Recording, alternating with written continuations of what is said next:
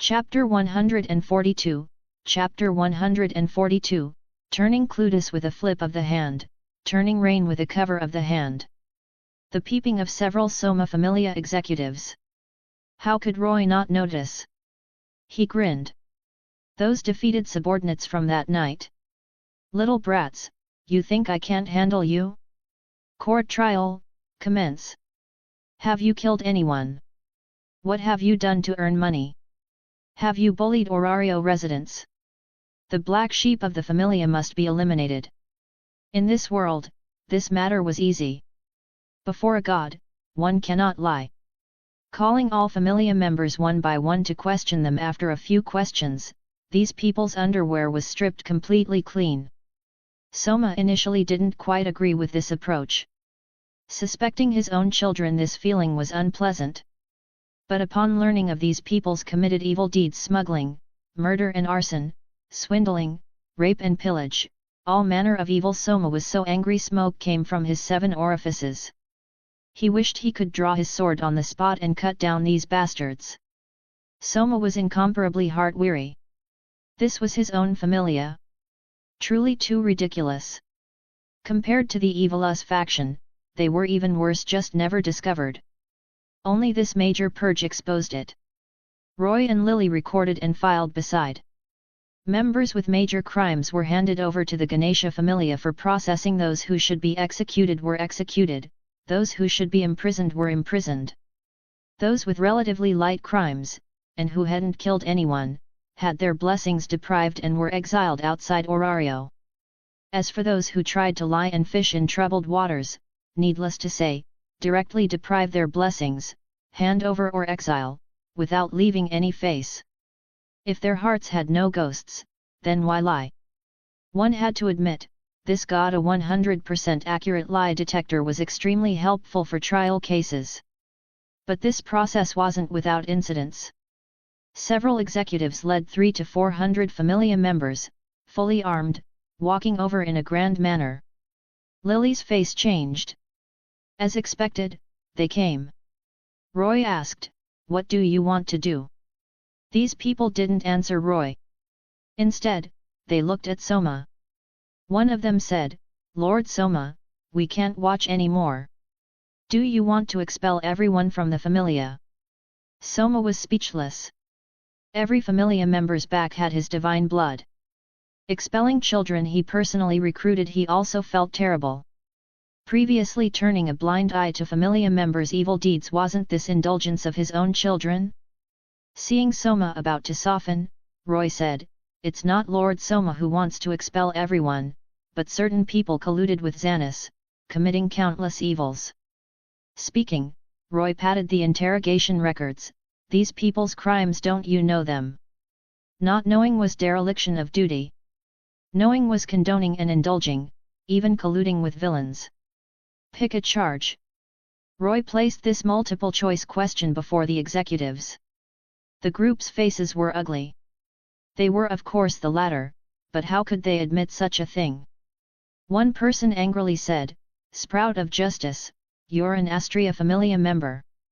What right do you have to manage our Soma Familia's affairs? Roll back to your Stardust Garden. Roll back. Roll back. Roll back. Roll back." The Soma Familia members behind this person seemed to receive some signal, shouting loudly one after another. For a time, signs of unrest faintly appeared. Roy stepped forward, coming before this person. "Sprout of Justice, I know you're strong. What? In front of everyone, you still want to attack me?" This person said fearlessly. As long as Roy dared touch him, he would immediately lie on the ground, not getting up without extorting several million valis. The key was that Roy's forceful, reckless performance would be displayed before everyone. The other would never want to control the Soma Familia again. But Roy's reaction completely exceeded their expectations.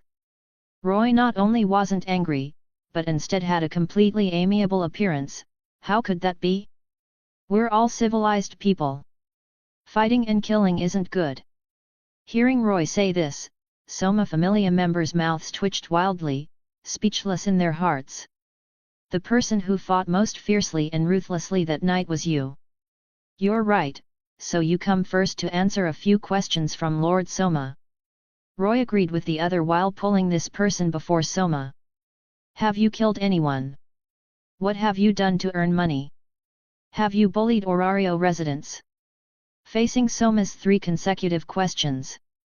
This person's face wasn't good. Lord Soma, now is the time to discuss major Familia development matters. But Soma didn't buy this. Answer me. As expected, this person was taken away by Ganesha Familia members, thrown into a sunless prison cell. Roy smiled and said, who else wants to accept Lord Soma's questioning? Soma Familia members uniformly retreated 1 step, staring at Roy fiercely. You already pulled out the Soma brand lie detector. Who still dares play mind games with you? A sturdy old man with a full white beard stepped forward, speaking coldly. Then does this old man also need to accept Lord Soma's interrogation? The moment this person appeared, the surroundings instantly quieted down. Those executives scared off by Roy rekindled hope in their hearts, their eyes fervently watching the old man. Former captain of the Soma Familia, half-dwarf, of high moral standing and prestige, known for being upright and hating evil as if it were a personal enemy. In many members' hearts, he held lofty prestige. During Xanas's power, because he couldn't stand the other's actions, he repeatedly clashed with the other. But unfortunately, the former captain was after all just the former captain. If he could outmatch Xanas, he wouldn't have been kicked out of the Soma Familia's power circle. Now that Xanas was dead, many people hoped he would return to take control of the Familia captain's authority. This person became everyone's final hope to resist Roy, and also the sharpest spear. The half-dwarf old man spoke solemnly, Sprout of Justice, the Soma Familia is not a place for you to act recklessly. Return to your Stardust Garden, don't come again. A trace of worry even appeared on Lily's face. She could confirm this person had no relation to Xanas's crimes. Using interrogation to topple the other was impossible. Roy gave Lily a reassuring glance, smiling, long heard your great name. Heard that you alone fought 3 young dragons back then known by all in Orario, unknown by none. Humph, just some old past events. The half-dwarf was modest in mouth, but proudly raised his chin. Roy hid a knife in his smile, saying, Old Captain, Xanas sent you quite a lot of divine wine. So what?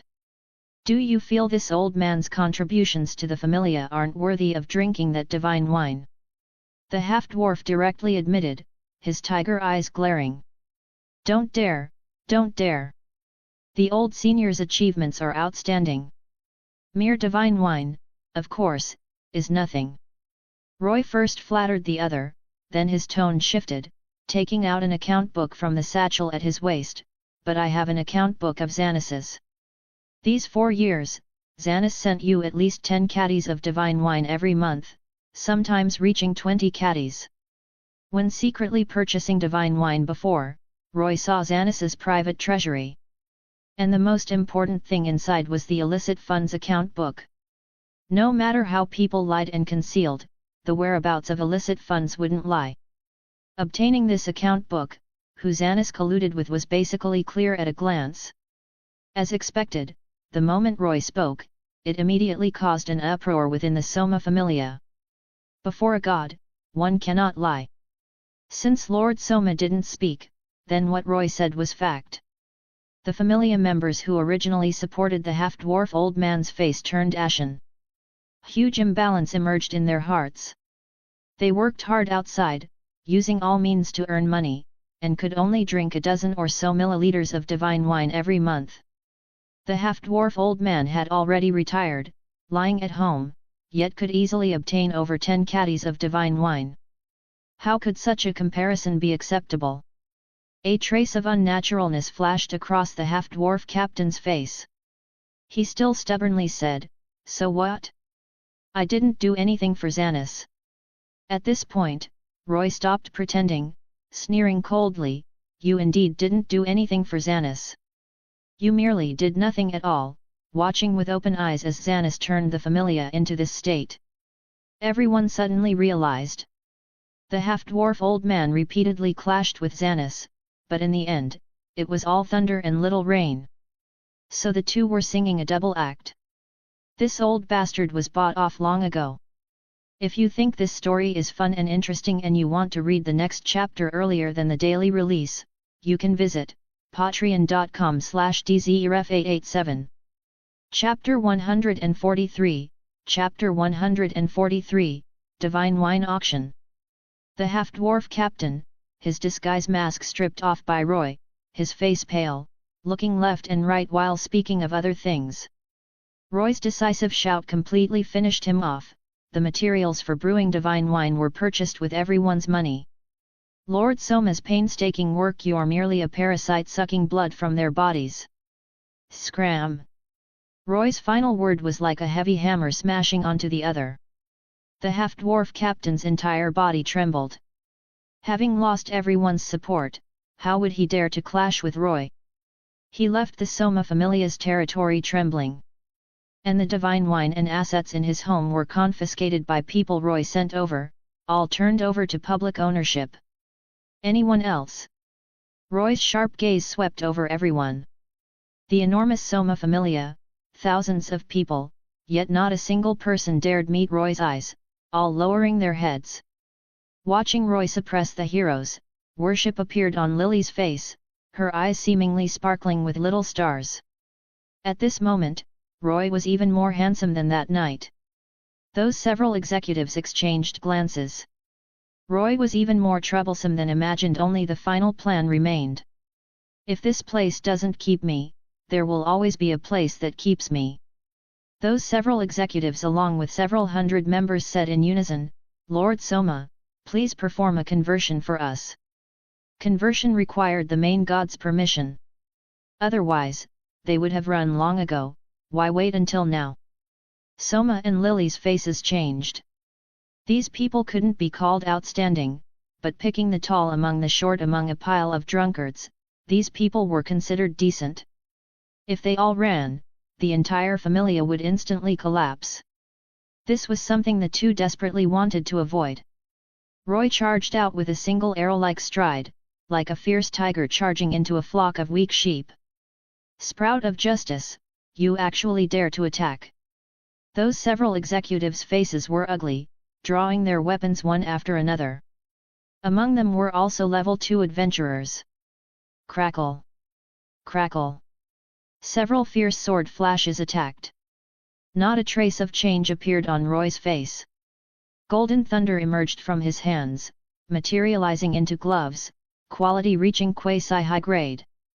Roy's large hand waved, directly slapping those several sword blades away, rushing to before those several executives, his fists landing on their bodies like a violent storm. Boom! Countless after-images flickered. Roy's fists struck their bodies, dull sounds continuously ringing out. With each punch, one person would fly out. In just 10 short seconds, several Soma Familia executives, along with their trusted subordinates over a dozen people were easily defeated by Roy. An uprising was instantly suppressed. Roy spoke coldly, you think the Soma Familia is a place you can come and go as you please. Wherever Roy's gaze reached, everyone retreated in fear, a large empty space left for Roy. Everyone seemed to see that night again Roy like a war god, suppressing all of them. At this moment, they finally understood. Roy's amiability was established on the premise that they didn't flip the table. Wanting to leave with several hundred elites, undoubtedly touching Roy's bottom line. This is a purge. I advise everyone, whatever problems you have, don't conceal them. Frankness leads to leniency, resistance leads to severity. Roy's tone was grim. During Xanis's period, most Familia members were victims. But there were also a few people who ate until their mouths were full of oil. How much benefit these people gained, Roy would make them spit out with interest. In other worlds, this situation of one person suppressing thousands would be impossible. But in Orario, with a single thought, Soma could deprive these people of their blessings. Facing a group of ordinary people, even if the numbers increased tenfold, Roy would still be cutting melons and vegetables, letting them see what killing without blinking means. With Roy sitting in power, overwhelmingly dominant, those old foxes of the Soma Familia dared not cause trouble again. One by one, they honestly confessed their own problems. In less than 3 days, the Soma Familia's numbers dropped from over 6,000 to 320. Most members were exiled. The small portion who committed countless evils were thrown into the Ganesha Familia's prison. Those who could stay were people who hadn't killed anyone, with completely clean backgrounds. It wasn't that these people didn't want to commit evil, but rather hadn't had the chance to commit evil yet. Under Xanas's control, these people were marginalized, only able to do guard-like work. Wanting to drink divine wine required queuing. Having money alone wasn't enough. Now, with the new emperor, new ministers. As Lily and Roy occupied the captain and vice-captain positions, these people could finally see the light of day. But everyone understood that the 10-year-old Palam girl was merely a powerless Joe son of heaven. Roy, this vice-captain, was the true master of the Soma Familia. Below the main god, above 10,000 people. Having thoroughly cleaned the Soma Familia, Roy hadn't been happy for even 3 minutes when another troublesome matter arrived. Several dozen wine channel merchants. Lord Roy, what should we do? Lily ran over to ask for help, pitifully looking at Roy. Those merchants had grown clever, specifically asking for original divine wine, not the previous defective products. The cooperation agreement both sides signed was for divine wine. But previously, no one had drunk original divine wine. Xanas could use defective products to fool them. Now exposed, wanting to do this again was no longer possible. Relying on stored divine wine, in the short term they could still supply goods. But with Familia numbers sharply declining, in ruins, within 2 months they would definitely run out of stock. At that time, they would still have to pay huge compensation fees. Roy smiled. Pay compensation, what else can we do? Hearing Roy's relaxed tone, Lily's heart felt as if struck by an arrow. This was bankruptcy. Even adding Xanas's private treasury, assets confiscated from executives' homes, after paying this penalty fee, Familia finances would also rapidly bottom out. Roy asked, Lily, when people survive, land is lost. When both people and land survive, do you know what this means? Lily shook her head. Roy explained, as long as people remain, even if land is lost, sooner or later the land can be regained. A thoughtful expression appeared on Lily's small face. Roy continued with slight implication, what do you think, for the current Soma Familia, is people, and what is land? Lily's eyes lit up, answering, money is land, divine wine and Familia members are people. Roy nodded. The child can be taught. Palam physical ability was even worse than humans. Precisely because they were innately the weakest race, Palams were good at thinking, using strategy. The most famous was naturally the braver Finn of the Loki Familia. In Roy's view, Lily's talent was not inferior to Finn's. In the original timeline, relying on wisdom and transformation magic, rolling around in the bottom layers for several years, countless times stealing adventurers' equipment, never failing. This kind of person, once encountering opportunity, would soar to the sky, rising straight up 90,000 li. Roy spoke meaningfully, Lily, the Familia's cash and assets are indeed gone. But don't forget, the divine wine in our hands is still intact. A flash of inspiration appeared in Lily's mind, but she couldn't grasp it, asking in confusion, Lord Roy, what do you mean? Let's hold a divine wine auction. Roy didn't keep her in suspense, a fierce smile appearing on his face. He must squeeze dry those gods' private treasuries in Orario. Chapter 144, Chapter 144, The God's Madness. Although former Captain Xanas did many stupid things, the one good thing this person did was probably selling defective divine wine outside. People who drank original divine wine were very few. As long as they raised the banner of original divine wine, people who drank defective products would flock over. If the defective taste was already that good, if they drank original divine wine, wouldn't that be taking off? The Soma Familia's future development strategy must change. Selling wine in auction form, pushing divine wine toward refinement and high-end, not earning poor people's money. Whoever has money, earn theirs. Divine wine's taste was also too overbearing. Ordinary people and low-level adventurers drinking it was no different from taking drugs. Better to harm those gods instead. At Roy's command, the Soma Familia's remaining 300-plus people ran out to crazily promote, holding signs in streets and alleys, distributing flyers. The Soma Familia incident was already the top trending topic these past few days.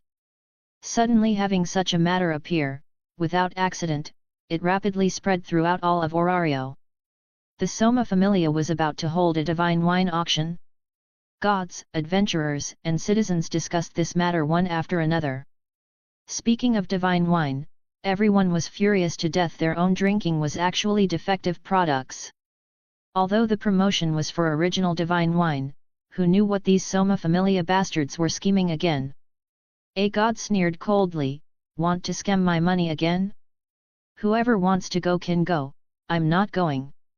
Since you're not going, then I'm not going either. Me too. Whoever goes is a dog." A group of gods quickly reached consensus, resolutely boycotting the divine wine auction, not bowing to black-hearted merchants. Several hours later, at the Soma Familia's entrance, gods who had gone their separate ways met again. Awkward smiles appeared on the gods' faces. "Brother, when did you become a dog? What's wrong with being a dog? Woof woof woof." The god's skin was as thick as top-grade shields forged by the Goibniu Familia. Speaking, the gods tacitly no longer mentioned that matter. All brothers, shoulders on shoulders, smiling as they entered the Soma Familia's territory. Just as Roy predicted, people who tasted defective products couldn't possibly not be curious about original divine wine's taste. Gods, adventurers, and major merchant guilds ran over like cavalry charging, participating in the auction. Of course, not just anyone could enter. Gods need not be mentioned, whoever came counted. As for other adventurers, they had to produce proof of assets of at least 1 million valis to participate. Roy stood at the entrance welcoming the gods. As the Soma Familia's face, Roy changed into an expensive black formal suit, slim and figure-flattering. His handsome face wore a spring breeze-like smile, causing countless girls and goddesses to frequently glance over. When learning Roy was hired as the Soma Familia's vice-captain, shock appeared on the gods' faces. So there was this kind of play. That boy Soma looked thick-browed and big-eyed, but turned out to be not honest at all, getting there first. The gods' ghostly clever eyes turned, not knowing what they were thinking, but definitely full of bad ideas. A handsome-looking god leaned to Roy's side, smiling, "Little brother Roy, actually I'm also short a vice-captain here. Any interest in part-timing? Monthly salary of 500,000 valis for you. Little brother Roy, my vice-captain position is also reserved for you. Monthly salary 800,000 valis. Sincerely recruiting vice-captain, specifically naming Roy." The gods surrounded Roy, issuing countless invitations. Surrounding other adventurers were all stunned. They normally had to make offerings to the main god. How come with Roy, the situation was completely opposite, he even got a salary. This huge treatment gap made people collapse. Facing invitations that countless people envied to the point of red eyes, the corner of Roy's mouth twitched. "You think I'm easy to fool?" Unlike Soma, these gods practically wrote ill intentions on their faces. Easy to enter, hard to exit. Roy politely declined the gods' malicious invitations. "My lords, we have prepared divine wine tasting samples. We hope you will sample them." Soma Familia members walked out one after another, holding trays with cups of original divine wine. The dense aroma emanating made people unable to stop. This rich wine fragrance wasn't in the same dimension as the defective products they drank before. Even without drinking, everyone was 100% certain this was original divine wine. The gods and adventurers' eyes turned red, nearly fighting because of it. It was Roy who reminded them that excessive drinking of divine wine would cause intoxication, unable to participate in the following auction. Only then did everyone restrain their desires. Can't lose the big for the small. Except for a certain red-haired drunkard goddess. Loki drank cup after cup of divine wine, still shouting loudly, "Ace Carbon, Mama-san, quickly help me collect the divine wine."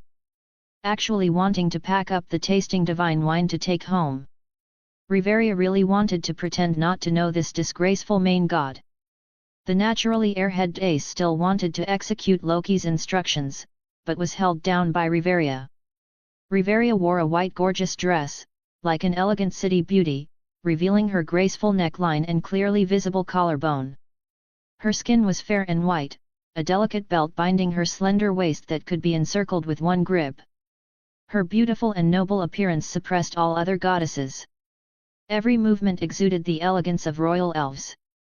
Countless male gods and adventurers were stunned. But every time someone wanted to approach Riveria and Ace, they would be driven back by the ghost-like Loki beside them. Perhaps only Freya with extreme beauty could possibly overshadow Riveria's limelight. "Very suitable for you." Riveria wore a smile, coming to Roy's side, like a kind elder, tidying his clothes messed up by the gods. "Thank you." Roy softly thanked. Everyone present watched with dumbfounded mouths. This fellow sprout of justice also had a relationship with the Nine Hell? Especially the gods were going crazy. Next time they had to give Roy titles like Orario Women Killer, 1 Billion Elf Girl's Dream. Loki shed blood and tears, shouting, "I don't agree to this marriage," pulling Riveria and Ace into the venue, far away from Roy this women killer. Roy was opening an auction, so his own people naturally had to support. Goddess Astraea appeared at the entrance with Raihu, Daphne, and Cassandra. Regarding Roy becoming the Soma Familia's vice-captain, Goddess Astraea had no objections, instead encouraging Roy not to have burdens.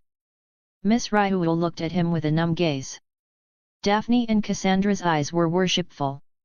Becoming another Familia's vice-captain as an outsider previously, this was something unthinkable. In fact, the Soma Familia had already become the Astraea Familia's subsidiary Familia. At least in everyone's eyes this was so. Soma also had no objections. After a series of events, his trust in Roy reached the peak. He only wanted to brew wine. Since his own people couldn't do it well, letting an outsider do it, so what? If you think this story is fun and interesting and you want to read the next chapter earlier than the daily release, you can visit patreon.com/dzerf887. Chapter 145, Chapter 145, Heavenly Priced Divine Wine, Creating a Miracle. With Astraea bringing Raihu and the others in, Roy definitely had to arrange the best positions for his own people, drinks, beverages, and snacks provided in abundance. The entry qualification was set at assets exceeding 1 million valis, yet it was still packed to capacity. Gods of major familias, adventurers, merchant guild bosses, and so on, over 3,000 people combined. Since they brought out divine wine for everyone to taste, the auction hadn't even started, yet the surroundings were already permeated with dense wine fragrance, drifting for 10 li. Under the enveloping of mellow wine fragrance, everyone had a feeling of floating like immortals. As if the next moment, they would transform into deities, ascend to heaven, experiencing infinite enjoyment. The gods were also feeling incomparably captivated. Since they came to squeeze everyone's wallets dry, Roy didn't delay. When time arrived, the auction began. As the host, Roy stood on the temporarily built auction stage, first delivering a classic opening speech. "My lords, adventurers, and merchant guild presidents, thank you all for taking time from your busy schedules to attend this hastily organized auction." Being able to let people taste divine wine, Roy's generosity made people admire him. Everyone was also very face-giving, Thunderous applause ringing out, resounding through the clouds. Roy first elaborated on the Soma Familia's recent situation, explaining their predicament, throwing the pot of previously selling defective divine wine onto the dead Xanis. Roy's speaking method was very clever. He wouldn't name names, but used verbal implication, letting the other party guess the answer. Every sentence of his was true, but the content often summarized many things. Gods also couldn't detect abnormalities. The Soma Familia's personnel has sharply decreased, paying penalty fees. The Familia has reached the end of its rope. This auction concerns the Familia's survival. We ask for everyone's generous support. Roy deeply bowed. The gods could all feel that Roy's words held not a trace of falsehood. Logically speaking, in business, one must certainly hide their own difficulties and bottom line. Only then could they better fight for interests. But Roy directly pointed out the Soma Familia's difficult situation, exchanging sincerity for sincerity, moving many people. They could also feel the youth's determination to burn his boats. Expelling over 95% of malignant members from the Familia, paying high penalty fees to major merchant guilds, not engaging in fraud or bullying. Determined to become a Familia with honest business practices. Little brother Roy, we believe in you. I want to buy 10 jars. Don't stop me, even if I have to lose my family fortune, sell my pots and pans, I must support little brother Roy. As Roy's words fell, the atmosphere reached its peak. Many gods shed tears on the spot, shouting that even if they had no money to eat tomorrow, they would support Roy. Especially emotional goddesses screamed continuously. Unlike these brainless gods who liked entertainment, shrewd merchants and adventurers looked at the high-spirited Roy on the stage with heavy eyes. They couldn't help but sigh in their hearts. The Soma Familia, after this incident, was indeed severely damaged. But they could feel brand new vitality. As long as that youth was present, revival would come sooner or later. The Soma Familia know, the Astraea Familia had really picked up a treasure. Moreover, if the Soma Familia collapsed, where would they buy divine wine in the future? Everyone present reached consensus, the Soma Familia must survive. Ryu, Daphne, Cassandra, and Lily all couldn't help but break into cold sweat for Roy. Standing under the spotlight, being watched by thousands of people, these people's identities differed, their statuses varied. They would rather run to the dungeon to kill high-level monsters than do this kind of thing. Too terrifying. However, not a trace of stage fright appeared on Roy's face. He methodically guided the atmosphere of the entire venue. This was what surprised them most. At this moment, the youth seemed to transform into the center of the world, the protagonist in everyone's eyes. Controlling the rules of this domain. Roy took a deep breath. The divine wine auction has a total of 10 batches. Each batch is 10 jars of original divine wine, each jar weighing about 1 kati. Only 10 batches? The gods below felt their hearts skip a beat. Too few, right? There were over 3,000 people present, coming from different forces, adding up to over 1,000 parties. But Roy also said the Soma Familia was in difficult times. Being able to take out 100 jars of divine wine was already not bad. So what followed would certainly be a fierce dragon battle tiger fight. Roy spoke with a booming voice, now beginning the first batch's auction, starting price 500,000 valis, each bid increase no less than 10,000 valis. Soma Familia members brought up 10 wine jars, stimulating everyone's bidding desire. In fact, he didn't need to stimulate them at all. Everyone's eyes were already red.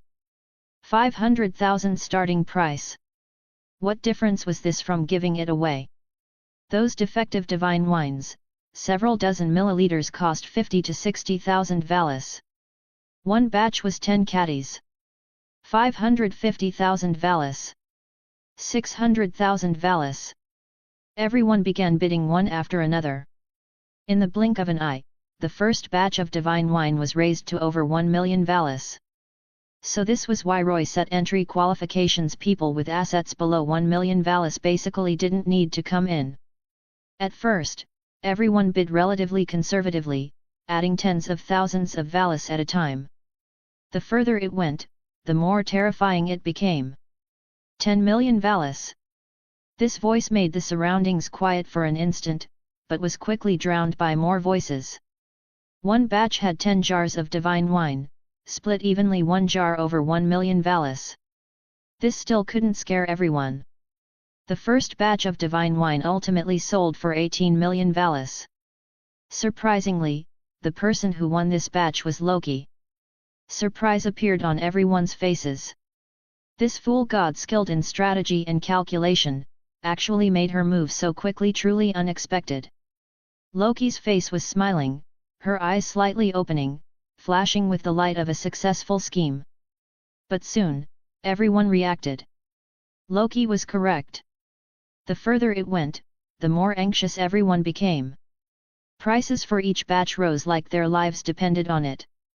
Some small merchant guilds couldn't take down a batch of divine wine alone, so they pooled their funds together, dividing the divine wine afterward. Starting from the second batch, prices broke through 20 million valis, then rose all the way, unable to stop. For the last batch of divine wine, everyone dug out their family fortunes, fighting until blood flowed like rivers. The final transaction price reached a terrifying 53 million valis. The gods' intestines turned green with regret. If only they had drank their fill when tasting earlier. Now, past this village, there would be no such shop. Soma Familia members, Lily and Soma, watched all this with dumbfounded mouths. From the auction's start, they seemed to have lost their voices. Too outrageous. One jar of divine wine's price was hyped to several million valis, far exceeding their expectations. 10 batches of divine wine, final total transaction price was 320 million valis. They looked with disbelief at that youth commanding the stage with a wave of his hand. One night, wildly earning 320 million valis. Simply creating a miracle in Orario's business history. Chapter 146, Chapter 146, Full Equipment Upgrade. The auction concluded. Some left with full loads, grinning from ear to ear, while others wore long faces, crowding around Roy to ask when the next divine wine auction would be held. Roy responded with a warm smile, engaging in conversation with everyone.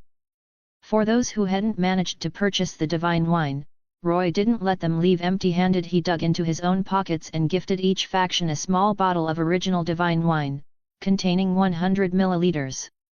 The goodwill toward Roy skyrocketed. Asterisk, this kid knows how to handle things. He understands people, asterisk. Roy knew this effect was unique to the first auction. Prices would gradually stabilize at their natural level afterward, around 1.5 to 1.8 million valis per jar of original divine wine. Loki, who had secured the first batch, had made a killing, obtaining it at a price closest to the original value. Rare goods command high prices. Roy wouldn't flood the market with too much original divine wine. By releasing 10 batches per month, he could continuously extract wealth from the gods. Little brother Roy, I've always kept the position of vice captain open for you. You must come. Little brother Roy, 5 million valis monthly salary. This is a small token of my appreciation. The gods' enthusiasm toward Roy had grown even more intense than before. It wasn't just his terrifying potential they coveted, but also his ability to generate wealth, 320 million valis in a single night. If they could recruit him, they'd never have to worry about money again. What god could resist such temptation? The gods looked at Astraea with eyes full of envy, jealousy, and resentment. Such an incredible child! If he joined their familia, they'd gladly drive luxury cars and live in mansions. The small gifts and red envelopes from the gods and merchant guild bosses filled Roy's pockets, which he accepted without hesitation. Selling through auctions, Soma's production capacity was sufficient to meet demand. Roy occasionally threw a few jars onto the black market, earning tens of millions of valis in minutes. After seeing off the final wave of guests, a trace of fatigue flashed through Roy's eyes. Dealing with these gods was no easy task. He had to remain constantly vigilant. Every word had to be carefully chosen, he couldn't let them detect any lies. In comparison, his own goddess Astraea was simply wonderful. Every conversation with her felt effortless, as if wrapped in maternal gentleness. Back to the matter at hand, Roy returned to the Soma Familia's residence. The members he encountered along the way wore expressions of deep shock and indescribable respect. Supporting a collapsing pillar, Roy had saved the nearly bankrupt Soma Familia in just one night. At this moment, every member of the Familia was thoroughly convinced by Roy, this vice-captain from an outside Familia. Lord Roy, that was amazing! Lily shouted excitedly. The checks left behind by the gods and merchants could be cashed at the guild at any time for 320 million valis. Even after deducting the taxes owed to the guild, they had netted at least 300 million valis this night. I can only do this much. The rest is up to you, Captain Lily, Roy said with a smile. A flush of red appeared on Lily's small face. As expected, the news of earning 320 million valis in one night spread throughout Orario the next day. The miracle Roy created once again shocked the entire city. The terrifying number made people's scalps tingle for the first time. Everyone realized how simple making money could be. It was even more outrageous than immense efficiency.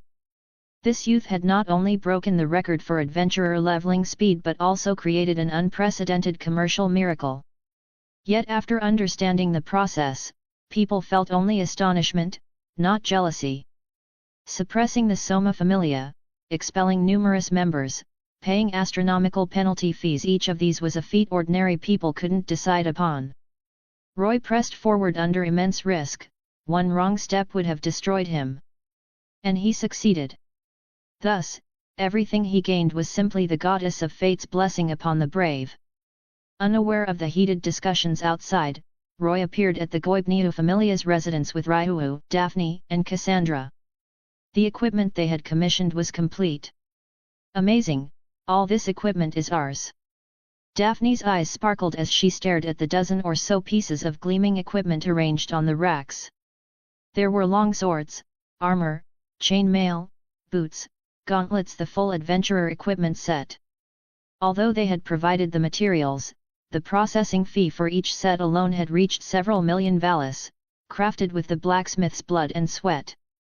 Previously, when dealing with the floor boss Amphisbena, the power of azure flames had destroyed Ryuu's equipment as well.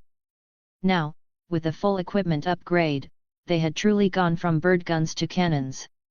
Roy already possessed the wind-chasing boots, elven holy sword, and demon king's armor, so he received knee guards, a silver gauntlet for his left forearm, and a vest made from part of the Goliath scarf. The first two were of high quality, while the last was epic grade. The knee guards were forged from the grey steel dragon scales dropped by young dragons, soft yet extremely sturdy, without hindering movement. The gauntlet's material was water coral from the 25th floor. The Goliath scarf was stretched thin and combined with celestial silk to create the vest, light as a feather with tremendous physical impact resistance, of epic quality. The remaining Goliath scarf remained a cloak, but infused with the fairy's magic, the originally somewhat heavy cloak for level 4 adventurers became noticeably lighter. Ryuu, Daphne, and Cassandra also equipped their new gear. Fully armed, the value of this equipment totaled no less than 50 to 60 million valis. They had never fought with such wealth before. Ordinary level 4 or even level 5 adventurers in Orario would need to spend several years of savings to acquire such equipment, and it would still be painfully expensive. Having been busy at the Soma Familia these past days, Roy hadn't missed out on benefits, divine wine and money. The over 1 million valis he had thrown at Xanis had now been returned with interest. His spatial ring still contained dozens of jars of divine wine. Not only had he repaid the Goibniu Familia's debt, but the Astraea Familia's previously dwindling finances had become abundant. The Soma Familia had become their subsidiary, providing monthly dividends of divine wine. They had gained several million valis in fixed monthly income. Roy arrived at the workshop of the god Goibniu. Last time they met, the old man had been drinking inferior divine wine, now Roy could openly present him with the original. He placed 3 or 4 jars of divine wine on the workbench. A hint of wine fragrance seemed to permeate the air. God Goibniu swallowed hard, his throat bobbing. Good kid, this old man didn't care for you for nothing. Come to me anytime you need equipment forged. Rest assured, I won't be polite, Roy smiled. The importance of maintaining good relations with blacksmiths was self-evident, especially with a divine craftsman. The group left the Goibniu Familia's residence with their newly forged equipment. Daphne and Cassandra wore blissful expressions, caressing their gear. The ice beauty Miss Ryuha followed behind, a faint smile appearing at the corner of her delicate lips. Suddenly, Roy's footsteps halted as a system panel popped up before him. Host's level and ability values have reached the standard. Special skill awakened, Divine Descent. If you think this story is fun and interesting and you want to read the next chapter earlier than the daily release, you can visit patreon.com/dzerf887. Chapter 147, Chapter 147, The System's New Gameplay. Divine Descent, project one's consciousness onto a specific character, enabling dialogue and communication with them. Ability values are transferred at different proportions. Note: limited to characters in instance worlds only, and only one character can be chosen per world, with no changes allowed. Roy saw that his ability values now included a skill called Divine Descent, a special system skill just like My Lord is here. It was not a skill he had awakened himself. A look of intense interest appeared on Roy's face. With his exceptional comprehension, he quickly understood the interesting aspects of this skill and its enormous hidden potential. To put it bluntly, from now on he wouldn't have to personally run to those instance worlds to grind monsters. He could select an agent in those worlds and have them grind monsters for him, while he still received the rewards. He had to admit, the system was truly his caring little cotton-padded jacket. Last time in the Naruto world when he hunted Mamakai Zabuza, the Six Paths Sage's observation had terrified him. Those instance worlds also contained many powerful beings. Their moods were unpredictable. If he angered them, a single slap could reduce him to ashes. Now it didn't matter. Anyway, he wasn't in the instance worlds anymore. If they had the ability, they could destroy his puppet. He'd just switch to another world and continue making trouble. Roy's group returned to Astraea Manor. After a pleasant dinner, Roy returned to his room, lay on his bed, opened the system panel, and searched for his first puppet. Akame ga Kill World, Tatsumai. Konosuba, God's blessing on this wonderful world, Sato Kazuma, Megaman, Darkness. One Piece, Luffy, Robin. Roy lowered his head in thought. When he intervened in those worlds, their original development trajectories would change accordingly. In other words, characters who originally wouldn't die would now face the risk of death. Each instance could only select one agent. Once that person died, he would have to switch to another instance. For his first puppet, Roy didn't want this person to die too early, or it wouldn't be fun enough.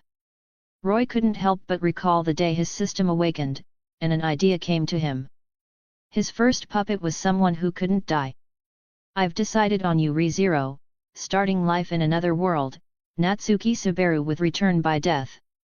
Confirming Divine Descent target, Natsuki Subaru. Kingdom of Lugunica, Royal Capital. Young man, want to buy some apples? The apple stall uncle picked up a red apple, waving it in front of this strangely dressed young man. Natsuki Subaru asked with an expression of disbelief, "Hey, uncle, how many times have you seen me?" The uncle replied with slight impatience, "What do you mean how many times? This is our first meeting. Young man, do you want the apple or not?" "Sorry, I'm broke." "Get lost then." Chased away by the uncle's cursing, Natsuki Subaru squatted at the alley entrance, checking his equipment. Wallet, phone, corn puffs, and cup noodles were all intact. He had already died 3 times. This was his 4th loop. Even someone as dull as him had realized by now that he was a cheater ability-wielding otherworlder. Once he died, the entire world's time would rewind, returning to a certain save point. You've finally noticed. Before Natsuki Subaru could be excited for even a few seconds, a voice rang out directly in his mind. Who is it? Natsuki Subaru jumped in fright, springing up like his butt was on fire, clutching his head with both hands. Just think of me as some god who does this for fun. You may call me Roy. Roy smiled. In fact, he was indeed like a god, observing Natsuki Subaru from a god's eye view. God. Natsuki Subaru's mouth hung open. A god from another world? Then, Natsuki Subaru hurriedly asked, Lord Roy, what's happening to me? Why did I come to this world?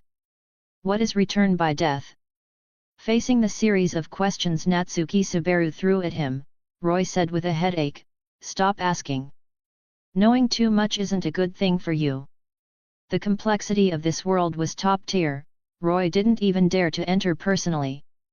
In a world invisible to Natsuki Subaru, as if something happening between two planes.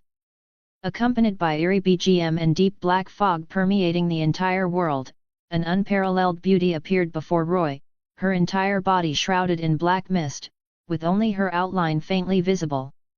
Roy looked at the Witch of Envy and smiled, Don't glare at me like that. I'm not going to harm him. The Witch of Envy slowly approached, reaching her hand into Roy's chest, but found nothing. Roy grinned. Want to rip out my heart? Not that easy, this was just a consciousness connection after all. Ha! The Witch of Envy let out a faint sigh, her figure gradually fading away. Anyway, with the return by death authority, no one could kill Natsuki Subaru. Natsuki Subaru could also hear Roy's voice and asked in confusion, Lord Roy, who are you talking to? It's a pretty young lady who gave you return by death. Unfortunately, she doesn't seem to be able to talk to you anytime like I can. Roy smiled. Natsuki Subaru was stunned. His return by death came from her? Since Lord Roy put it that way, that young lady should be in existence on the same level. At least two gods were watching him. Natsuki Subaru's face showed excitement. He really was the protagonist of a light novel. These two great beings would help him step by step toward the peak of life? Roy said, You should understand what you need to do now. Yes. Natsuki Subaru nodded heavily. That half-elf girl who had helped him would have her insignia stolen, chase it to the slums, and ultimately be killed by that terrifying woman. He had to stop all of this. Lord Roy, don't you have something to give me too? Natsuki Subaru showed a fawning smile. Return by death only guaranteed he wouldn't die. Shouldn't Lord Roy give him some abilities to increase his combat power? Rest assured, with me here, how could I let you suffer? I'm just afraid you can't handle it. Roy spoke with boundless pride anyway, bragging didn't cost money. He wished he could shout out that line, at the peak of immortality, proud between heaven and earth, with me Roy, there is heaven. Natsuki Subaru didn't know that the voice in his mind was just a fake god, and his blood immediately boiled. His legendary life was about to begin. Roy said, Don't go into that alley over there, or you'll get killed by those three thugs again. Natsuki Subaru, who had almost entered the alley, withdrew his footsteps and changed direction. As expected of Lord Roy, he even knew what happened last time. Of course, Roy wasn't as kind-hearted as Natsuki Subaru thought. This was the fourth loop. If Natsuki Subaru shouted in the alley, he would attract a certain cheater. The agent Natsuki Subaru had to personally kill the hunting targets for him to receive rewards, so he had to prevent Natsuki Subaru from meeting Reinhardt. What if he failed? Return by death, of course. Chapter 148, Chapter 148, Natsuki Subaru, I'm strong as hell right now. With the omniscient and omnipotent God Roy backing him up, Natsuki Subaru immediately straightened his posture and asked, Lord Roy, who is that woman? Roy recalled briefly, her name is Elsa Granhirt, nicknamed Bowel Hunter. She accepted someone's commission to come take the insignia. Bowel Hunter? What a terrifying nickname! Who hired her? Natsuki Subaru said with lingering fear. Roy replied, don't worry about that for now. Focus on how to deal with her first. Regarding Lord Roy's temperament, Natsuki Subaru roughly understood he wouldn't tell him things that were too high level, lest he aim too high and accomplish too little. After 3 return by death loops, Natsuki Subaru was already quite proficient. He ran to the slums, took photos with his phone, and made a deal with Felt. The two of them arrived at Old Man Ram's tavern. Confirming the phone's value was 20 holy coins, joy appeared on Natsuki Subaru's face. Then it's decided. Everyone goes out for a drink, and this matter is happily concluded. As he spoke, Natsuki Subaru walked toward the door, as if this matter was already settled. Wait, why are you in such a hurry? As expected, Natsuki Subaru's anxious attitude aroused Felt and Old Man Ram's suspicions. They preferred to wait for the employer to arrive and sell to the highest bidder. Natsuki Subaru's face stiffened.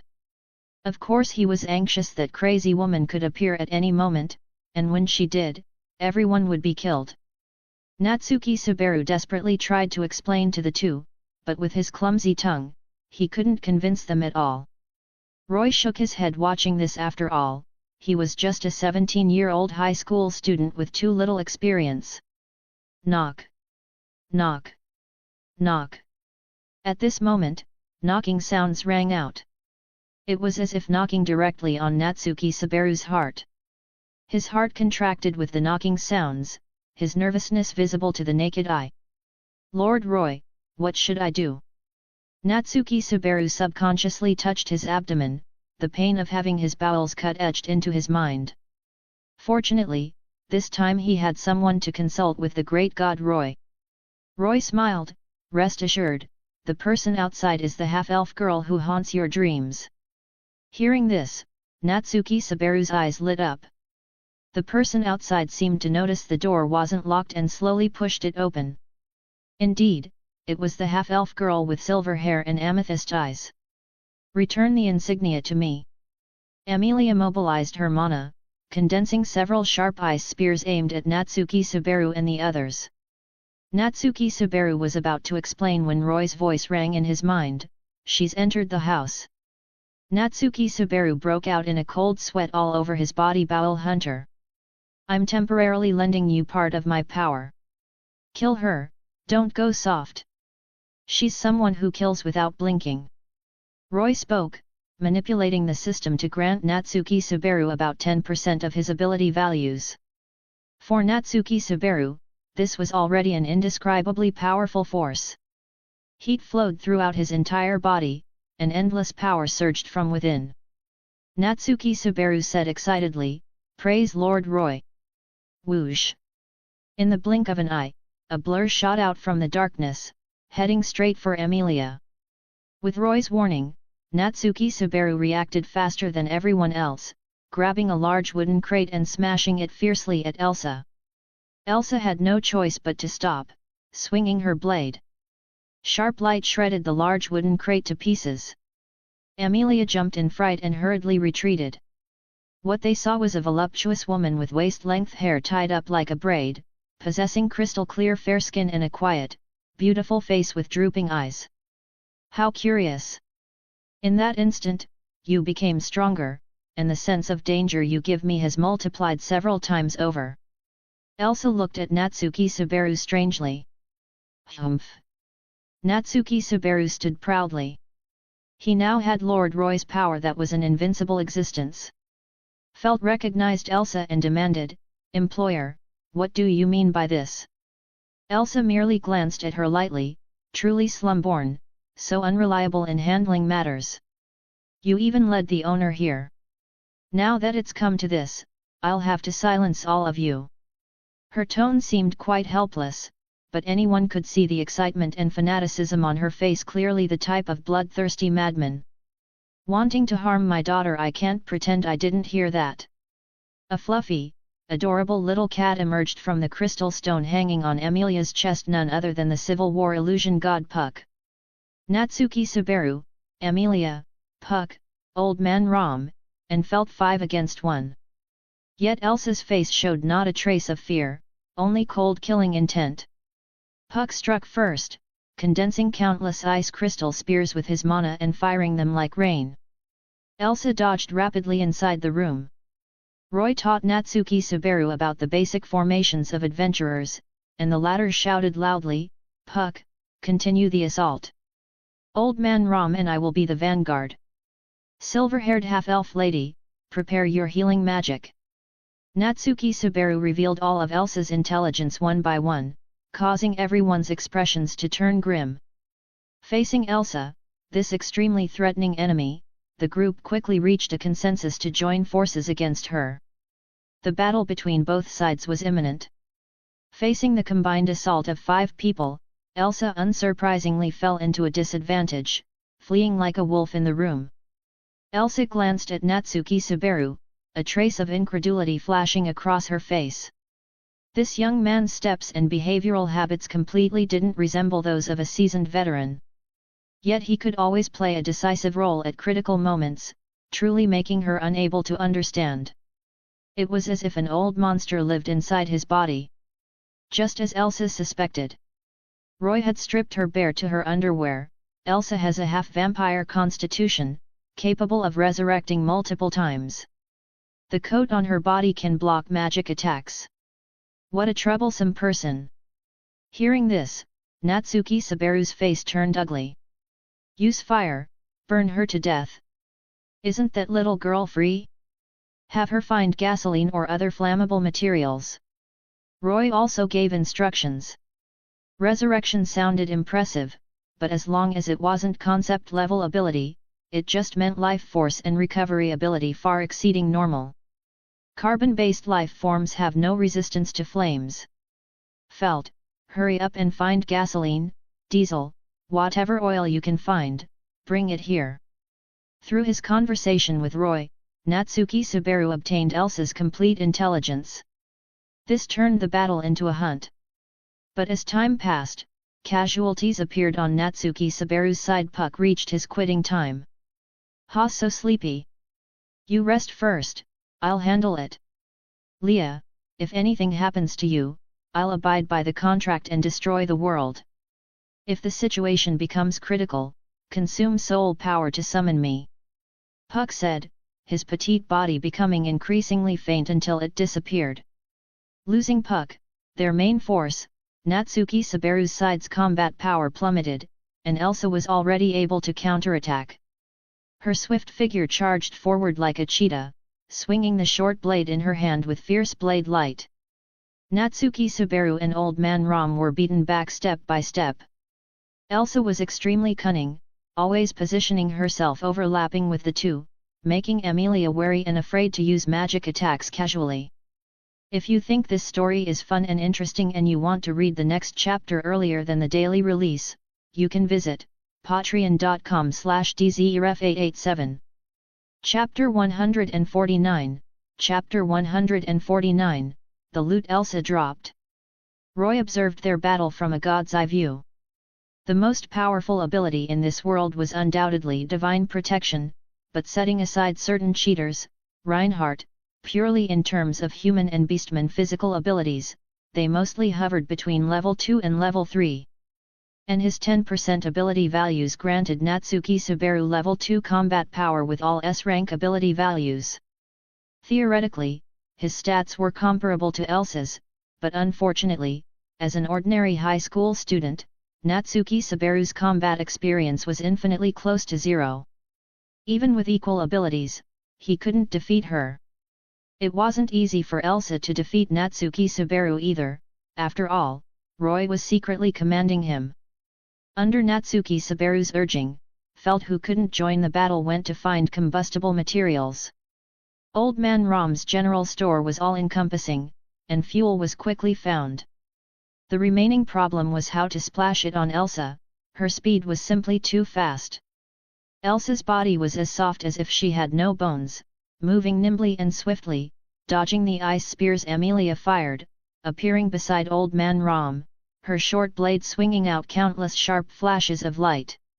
In the blink of an eye, Old Man Ram's body was covered in wounds. Thud. The giant Old Man Ram, his massive body crashing down heavily onto the ground, barely breathing. With Elsa defeating Old Man Ram, Natsuki Sabaru's heart grew anxious, thinking, "Lord Roy, I want stronger power." Roy said, "The power you've obtained now is already extremely close to your body's tolerance limit. If I continue to increase it, the burden will be too great." "It doesn't matter, I can endure it." Natsuki Sabaru's gaze wandered between Emilia, Old Man Ram, and felt he had to step up, or everyone would be killed by Elsa. "Very well." The corners of Roy's mouth rose. He was also curious how far the other could go, raising the ability values granted to 20%, reaching level 3 adventurer tier. Sure enough, when this powerful force surged into Natsuki Sabaru's body, his face flushed red as if he had eaten dozens of ginseng roots, nearly overdosing himself to death.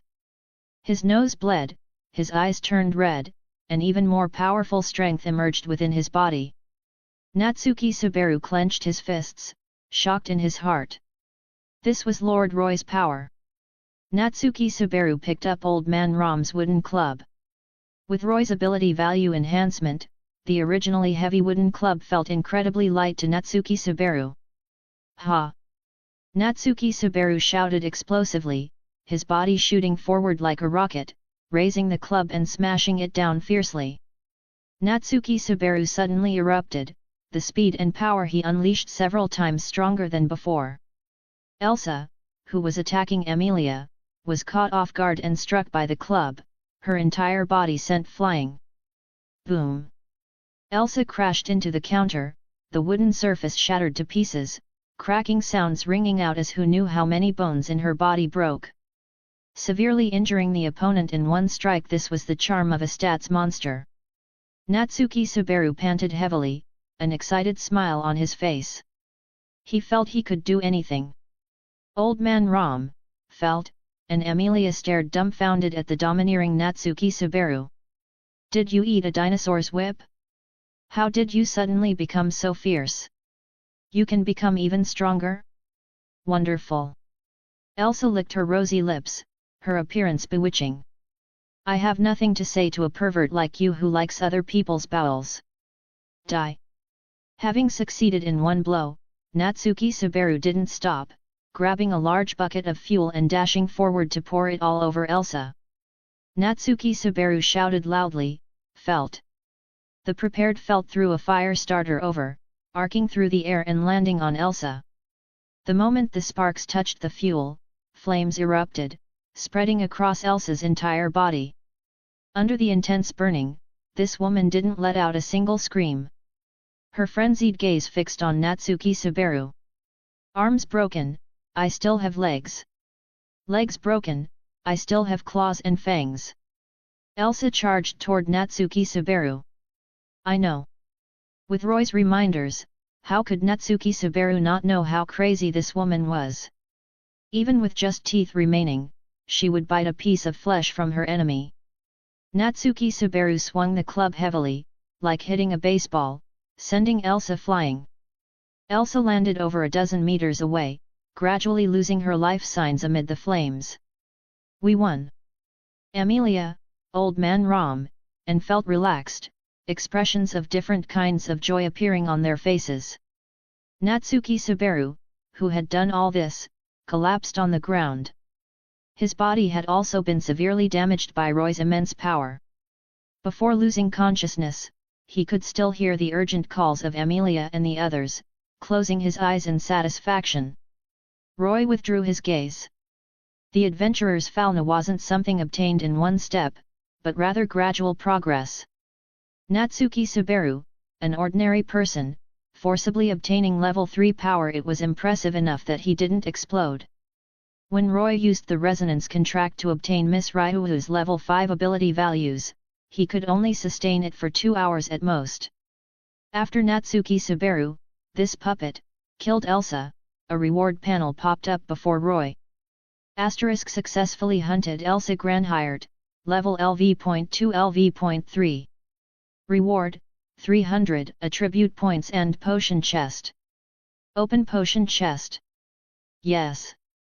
Potion chest opened. Congratulations on obtaining 10 bottles each of low-grade life, spirit, and stamina potions, 3 bottles of panacea, and 1 bottle of low-grade antidote potion. Roy looked at the rewards on the panel. For his current self, they weren't particularly generous, but considering he had just been lying in bed, remotely commanding Natsuki Subaru to obtain these rewards, it was decent enough. Having puppets help grind monsters, this great undertaking had a promising future. Having lain down too long, Roy stood up and stretched, actually feeling a bit dizzy, somewhat like orthostatic hypotension. A trace of fatigue flashed through Roy's eyes. Activating the Divine Descent skill consumed quite a bit of mental power, roughly equivalent to him using 7 or 8 spells. Name, Roy. Level, 3. Strength, 10231223, SSS. Endurance, 1062, SS. Dexterity, 11531253, SSS. Agility, 1336, SSS. Magic, 896, A. Development abilities, Adventurer, H. Abnormal resistance, I. Skills, My Lord is Here, Divine Descent, Blood for Blood, Elven Royal Authority. Magic, Lord of Thunder, Life Borrowing Illusion Dream, Dimension Severance, Wind of Light, Noah's Healing. Roy allocated the obtained attribute points to his ability values. He was getting closer and closer to limit values, and the door to level 4 was beckoning to him frantically. Controlling puppets was much more satisfying than grinding monsters himself. It wasn't a loss for those puppets either. He provided power and intelligence, and they helped him obtain rewards. Knock. Knock. At this moment, knocking sounds rang out. Roy glanced out the window. It was already late at night. Who would come to his room at this hour? Opening the door, he saw Cassandra standing there, head lowered, her delicate body trembling slightly. Roy asked in confusion, "What's wrong?" Cassandra hesitated, her face pale. "Mr. Roy, I had another dream." Chapter 150, Chapter 150, The Prophecy Returns. Prophetic Dream. Hearing Cassandra's words, Roy's expression changed. Her dreams were essentially warnings, meaning disaster was about to befall them. Roy said with a grave expression, "Tell me in detail." Cassandra nervously swallowed her saliva. "I don't know." This dream was even more difficult to interpret than before. "Something terrible is going to happen." Cassandra's face was pale and pained. Twisted, bizarre images flashed through her mind, incomprehensible, even she herself didn't know what they meant. But she could sense the danger within them. Roy said, "It's fine. Tell me everything you saw, and I'll help you interpret it together." His gentle voice and calm, water-like smile gradually soothed Cassandra's heart. Under Roy's continuous encouragement, Cassandra took a deep breath, a smile appearing on her face. It was a joyful celebration. Many people gathered together to enjoy themselves. There were many delicious foods and fun things. Listening to Cassandra's account, as expected, a trace of blood-red light faintly appeared in the depths of Roy's eyes. Impatience and disgust filled his heart. The adventurer ability activated. In a trance, a mysterious, stunningly beautiful goddess descended from the heavens, her rosy little lips lightly touching Roy's forehead. His luck value increased dramatically. Roy's mind recovered its clarity, his eyes becoming clear and pure, exempt from the cursed power of the prophetic dream. From Cassandra's account, he interpreted the content word by word. Celebration? Roy's eyes narrowed. The Monster Filia in 2 days, the only large-scale event recently in Orario. It seemed this was the time of the incident. He speculated secretly. Roy continued to ask, "And then?" Cassandra desperately tried to recall the dream's content, but it was a nightmare. After being frightened awake, she only vaguely remembered some things within seconds. Suddenly, an image flashed through Cassandra's mind. Fear appeared in her eyes. Darkness would surge forth from underground. Ancient mystery, mutated beast, it wants to devour everything, walking again through that path destined for destruction amidst blood and fire. Roy frowned. Too abstract. Moreover, these words covered a wide range. How to interpret them was also an extremely difficult matter. Only the first sentence could he barely understand. If darkness represented monsters or hostile forces, would the opponent run from the dungeon to the surface? The only useful information was the time of the incident. He didn't know exactly what would happen. As expected, it was no different from last time. Wanting to rely on Cassandra's prophetic dream to predict the future was impossible. Mist filled Cassandra's eyes, her small hands tightly gripping Roy's clothes as she pleaded, "Mr. Roy, please, please believe me. Rest assured, I believe you." Roy comforted her. Those who didn't believe this great prophet came to no good end. He asked softly, "You mean that during monsterphilia, some kind of mutated monster will run to the surface to deal with us?" Cassandra nodded, then shook her head, repeating these two actions back and forth. It was clear this girl really wanted to give a definite answer, but even she herself didn't know what that absurd, bizarre dream meant. In the end, her tears fell pitifully. At this moment, Cassandra was like a deaf mute, desperately wanting to tell Roy something, gesturing wildly with her hands, but unable to speak any useful information. Anxiously, she scratched her ears and cheeks, messing up her hair. It's fine, it's fine. Let's calm down." Roy comforted Cassandra with a gentle tone. Cassandra's breathing gradually became steady. After her emotions stabilized, intense drowsiness surged up, and she became groggy, her little head drooping. Roy carried this timid yet deeply worried girl to the bed and covered her with a blanket. Cassandra closed her eyes and fell into a deep sleep.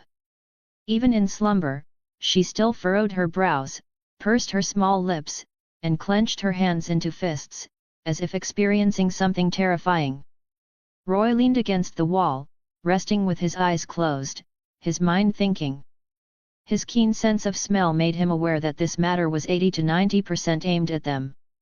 Who exactly wanted to target them?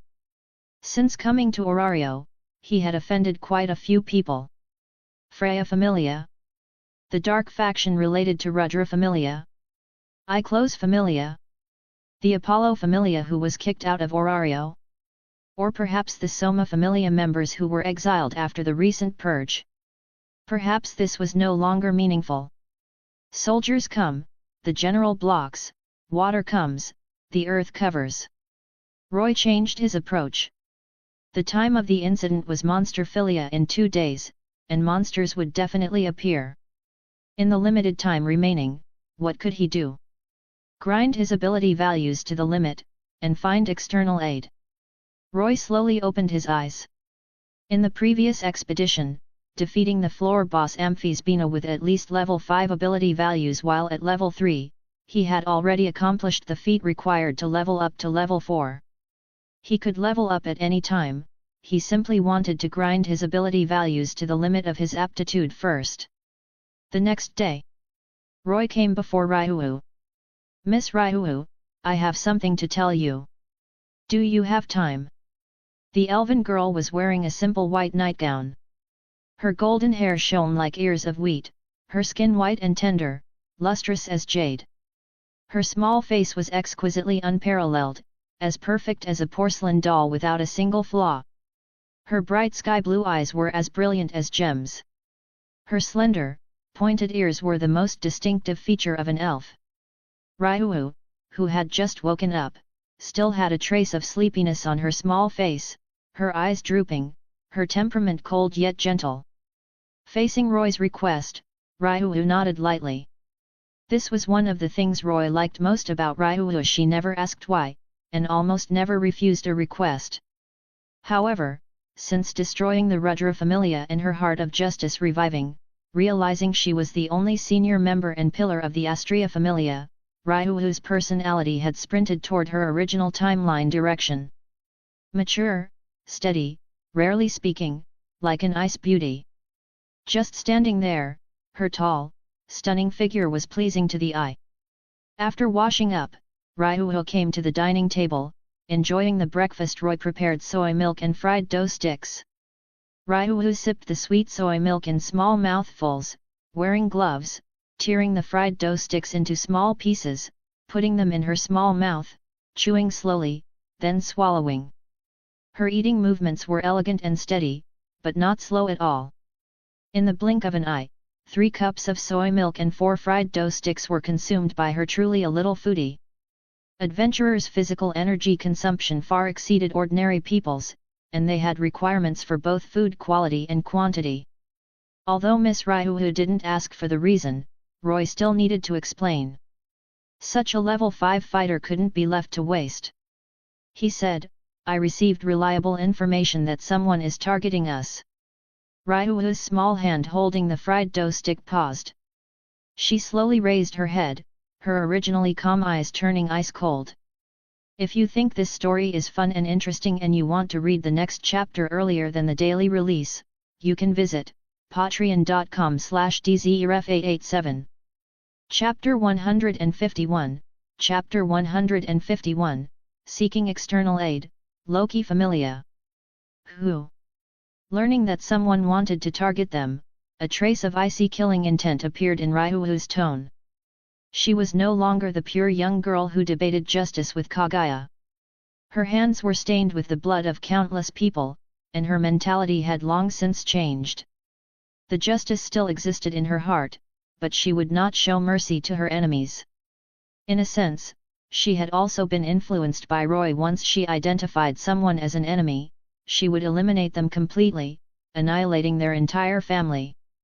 Looking at Ryuu's small face filled with murderous aura, ready to destroy entire families at the drop of a hat, Roy really wanted to prove to others that the atmosphere in the Familia wasn't corrupted by him. But his defense was so powerless. "I don't know yet. The time is probably during Monsterphilia in 2 days." Roy shook his head. Roy was also observing Ryuu's reaction.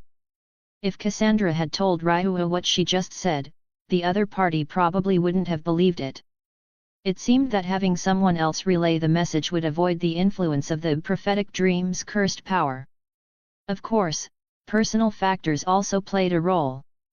Cassandra's completely unconfident and uncertain demeanor, constantly claiming she dreamed of something. This kind of confidence was truly hard to believe.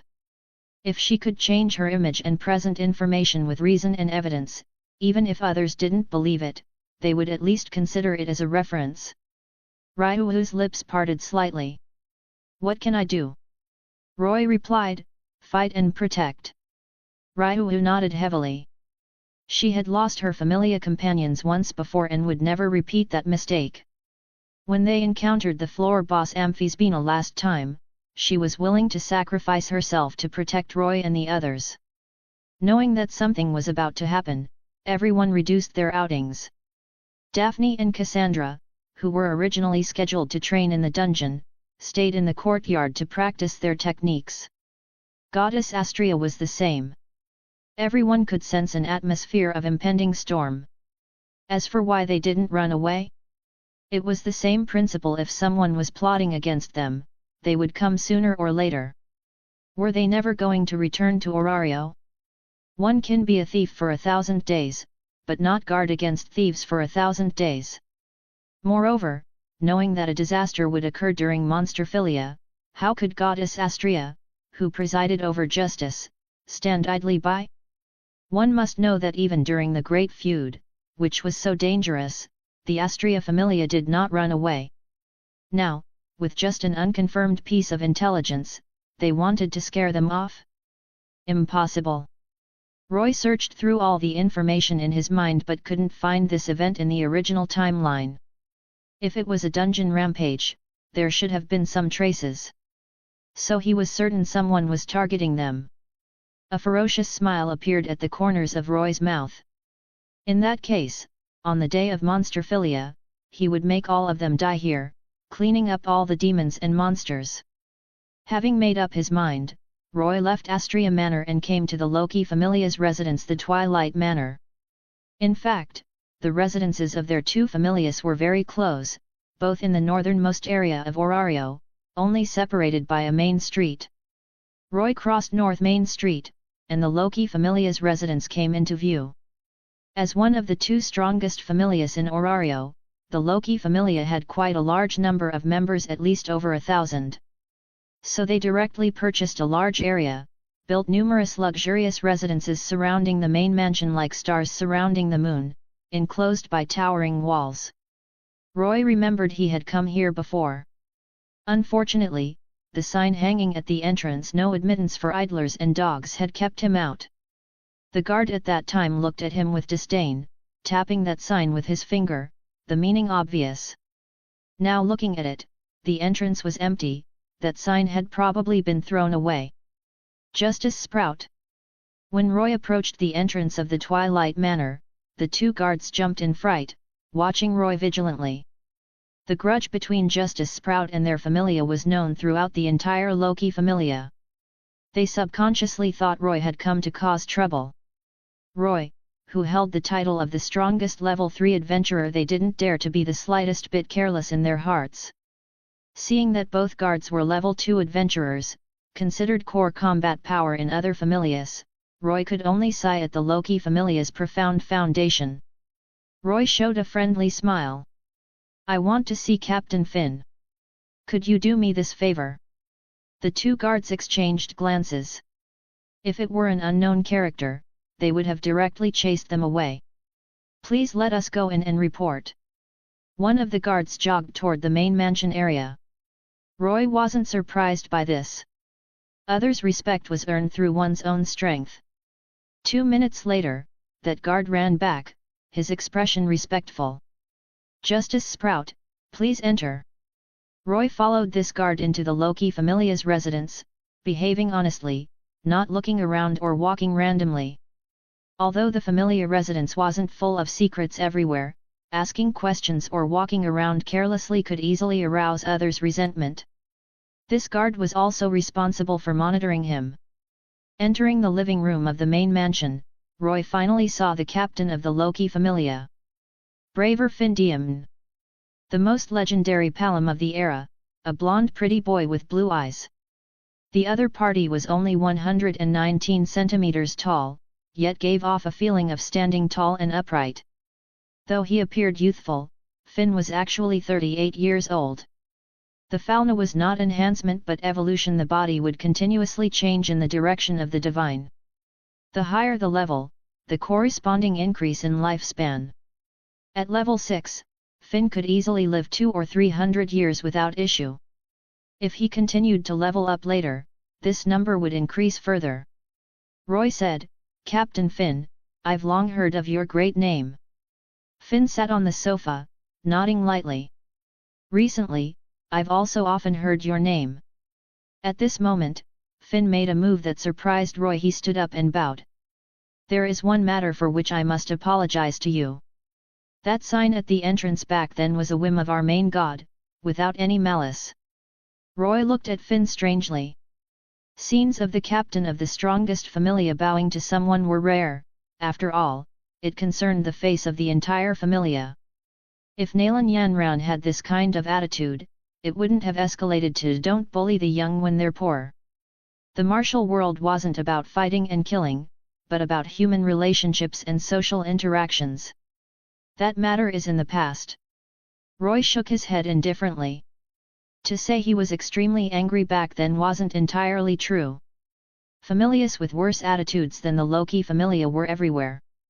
Moreover, the Loki Familia's sign wasn't specifically targeting him. High-level adventurers were also turned away. With Finn's attitude so clear, this matter was considered settled. "Please sit." Finn looked at Roy with great interest. From the moment Roy rose to prominence, he had been continuously paying attention. Defeating Hyacinthus at level 2 while the opponent was level 3, even he was deeply shocked by that battle, his blood boiling with excitement. Now, meeting face to face, it seemed he understood Roy even further. Roy sat on the sofa opposite Finn. A trace of a smile hung on Finn's face. Justice Sprout, so why have you come to find me? Chapter 152, Chapter 152, he offered way too much. Loki, what are you doing? Riveria saw Loki huddled in the corner, sneaking around eavesdropping on the conversation between Roy and Finn in the hall. SHH. Loki quickly put her finger to her lips, signaling Riveria to be quiet. Previously helping Freya that seductive vixen test Roy, she still felt somewhat embarrassed about it until now. Last time, if the divine wine hadn't been so captivating, she wouldn't have wanted to appear at the Soma Familia's residence at all. Riveria shook her head. A deity with sealed divine power was no different from an ordinary person. How could high-level adventurers not notice? Roy and Finn were just pretending not to know. Riveria stopped caring and walked out herself. Roy and Finn looked up and greeted her. Riveria was wearing deep green casual clothes with a white coat draped over them, tightly accentuating her amazing figure. Her emerald hair was tied in a ponytail, without makeup, her gait graceful and elegant, with a smile on her face. Fortunately Ace wasn't there, or Roy would have a headache dealing with that girl's challenge. The captain and vice-captain of the Loki Familia had arrived. Finally getting to the main topic, Roy's expression turned serious. Actually, I received information that someone wants to target me and my companions on the day of Monsterphilia. Finn and Riveria's expressions moved. This news surprised them quite a bit.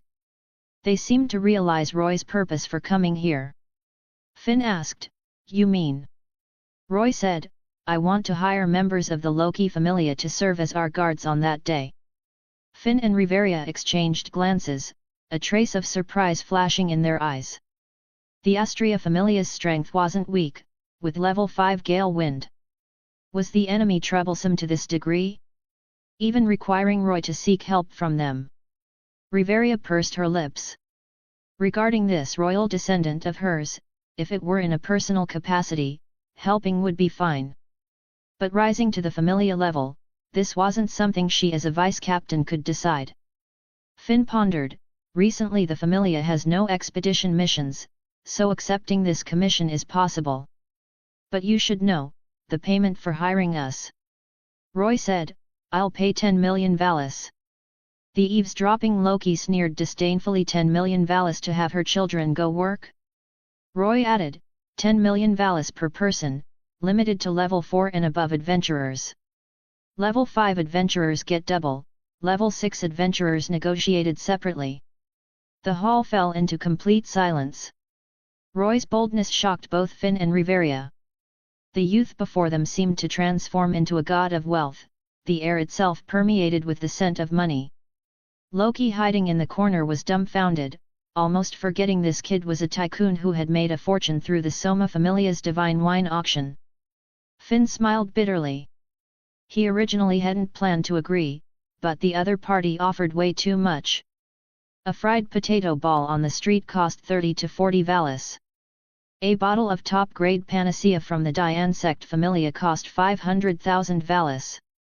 10 million Valis was enough to buy a large villa in Orario.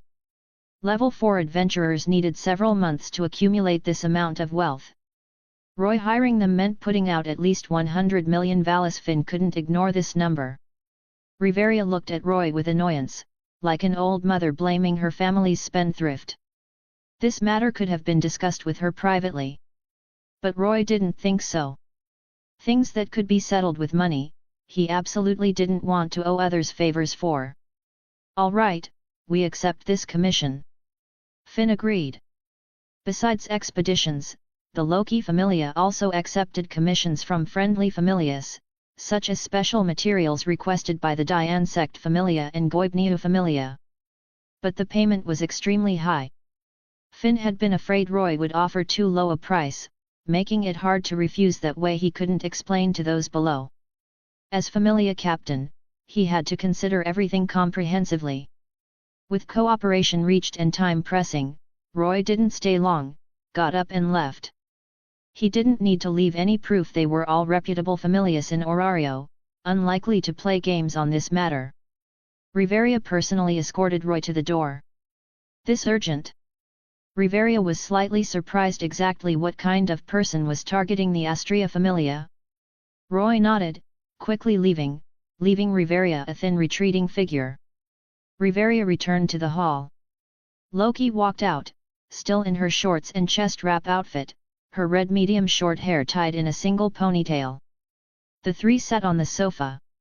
Riveria asked, "Finn, what do you think?"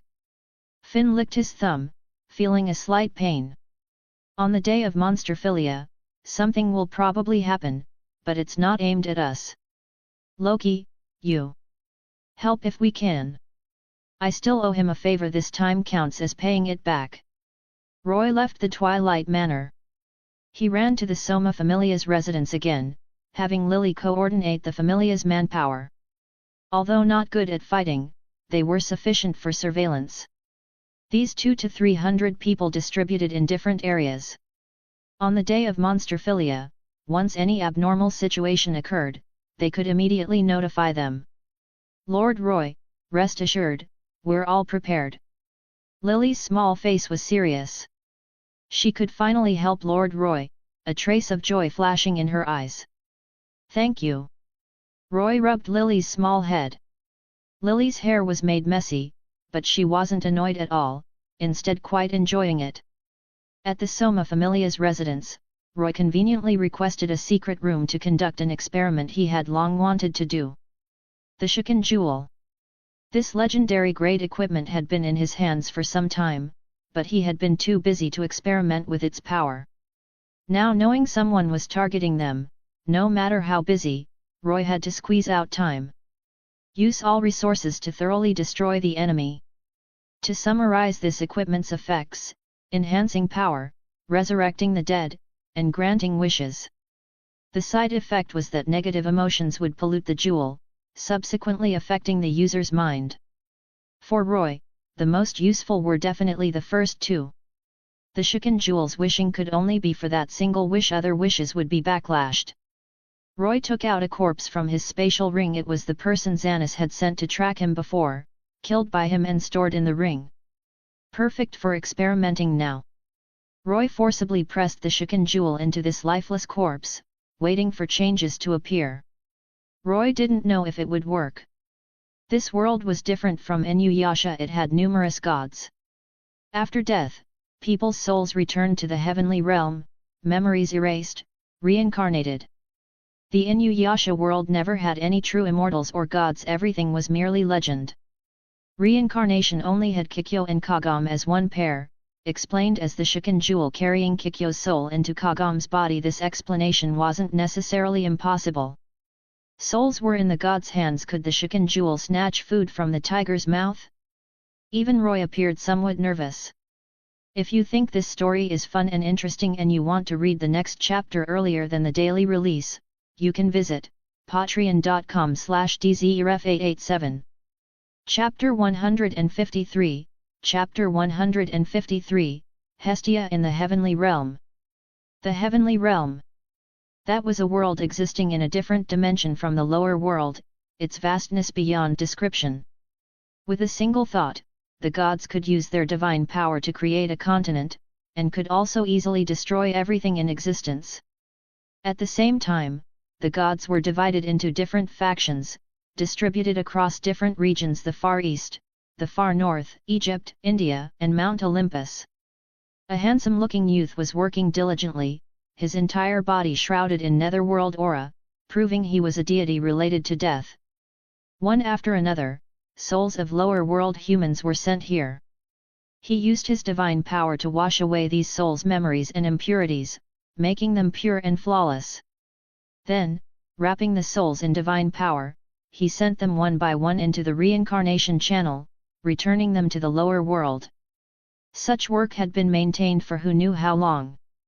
The gods were immortal and eternal, time held no meaning for them, nor did they need to calculate it. This tedious work was undoubtedly painful torture for fun-loving gods, tantamount to cruel punishment. Fortunately, someone had been accompanying him recently. That was a petite and exquisite young girl. The girl had a delicately carved, adorable and cute little face. Her smooth black hair was tied in twin tails. She wore a white dress with a blue ribbon passing under her chest and tied around her arms, her crystalline bare feet like they were crafted from exquisite jade. A pair of clear, bright blue eyes shone as brilliantly as gems. Her figure was like a little lowly petite and tender, only 140 centimeters tall. However, she possessed extraordinarily abundant upper body proportions that made one's mouth water. Goddess Hestia. But Hestia's attention wasn't on him. Rather, it was on the male god beside him, Rudra, who had been sent back to the heavenly realm not long ago. Rudra had come to see his Familia children one last time. Anyway, there was nothing to do in the heavenly realm. Hestia's face was full of excitement. Rudra, I heard you were just sent back to the heavenly realm. Can you tell me about the lower world? The corners of Rudra's mouth twitched, and he roared impatiently, why are you asking this? Why so fierce? Hestia was startled. Ha ha ha ha ha. The youth beside them burst into laughter, processing lower world souls while explaining to Hestia, Rudra was sent back to the heavenly realm because he lost a game. Asking him this is like rubbing salt in his wounds. Hestia was notoriously a shut-in, gluttonous, and lazy, hiding in her temple all day, perhaps not going out even once in a million years, so she didn't know about this matter. The youth god showed no mercy, telling Hestia about Rudra's experiences in the lower world, losing a war game, having Astraea throw a dagger at him, making him commit seppuku in front of everyone. Hestia's eyes shone as she listened. She could already imagine that scene. Astraea was so cool. Hades, stop talking. Rudra's face was as dark as the bottom of a pot. Over 100 people dealing with 2 people, how did they lose? The key was that it happened in the dungeon. No one knew what happened. Losing without understanding why was what pained him most. Hestia couldn't feel Rudra's pain. She was already immersed in the lower world. Hades described it sounded so fun. Orario, war games, children's growth, competition, confrontation. The youth god Hades seemed to remember something. It'll be your turn to descend to the lower world soon, Hestia. Yes, yes. Hestia nodded repeatedly. The gods had an agreement that every so often, a batch of gods would be allowed to go down and play. But gods who presided over special authorities had to find replacements to do their work.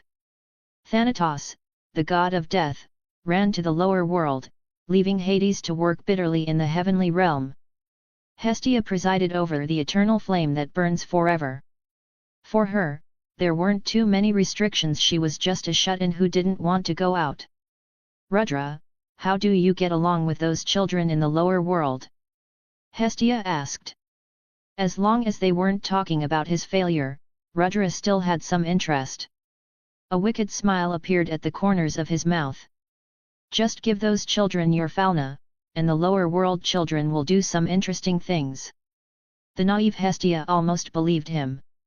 Hades shook his head and said, Hestia, don't listen to his nonsense. He's just a loser. What useful experience can he teach you? Hearing this, Hestia glared at Rudra. Hades continued, after descending, go find Hephaestus or Astraea first. They'll teach you how to live in the lower world. Hestia still felt that Hades, her fellow countryman, was more reliable and accepted this humbly. Rudra snorted coldly. At this moment, Hades, who was processing souls, showed a strange expression.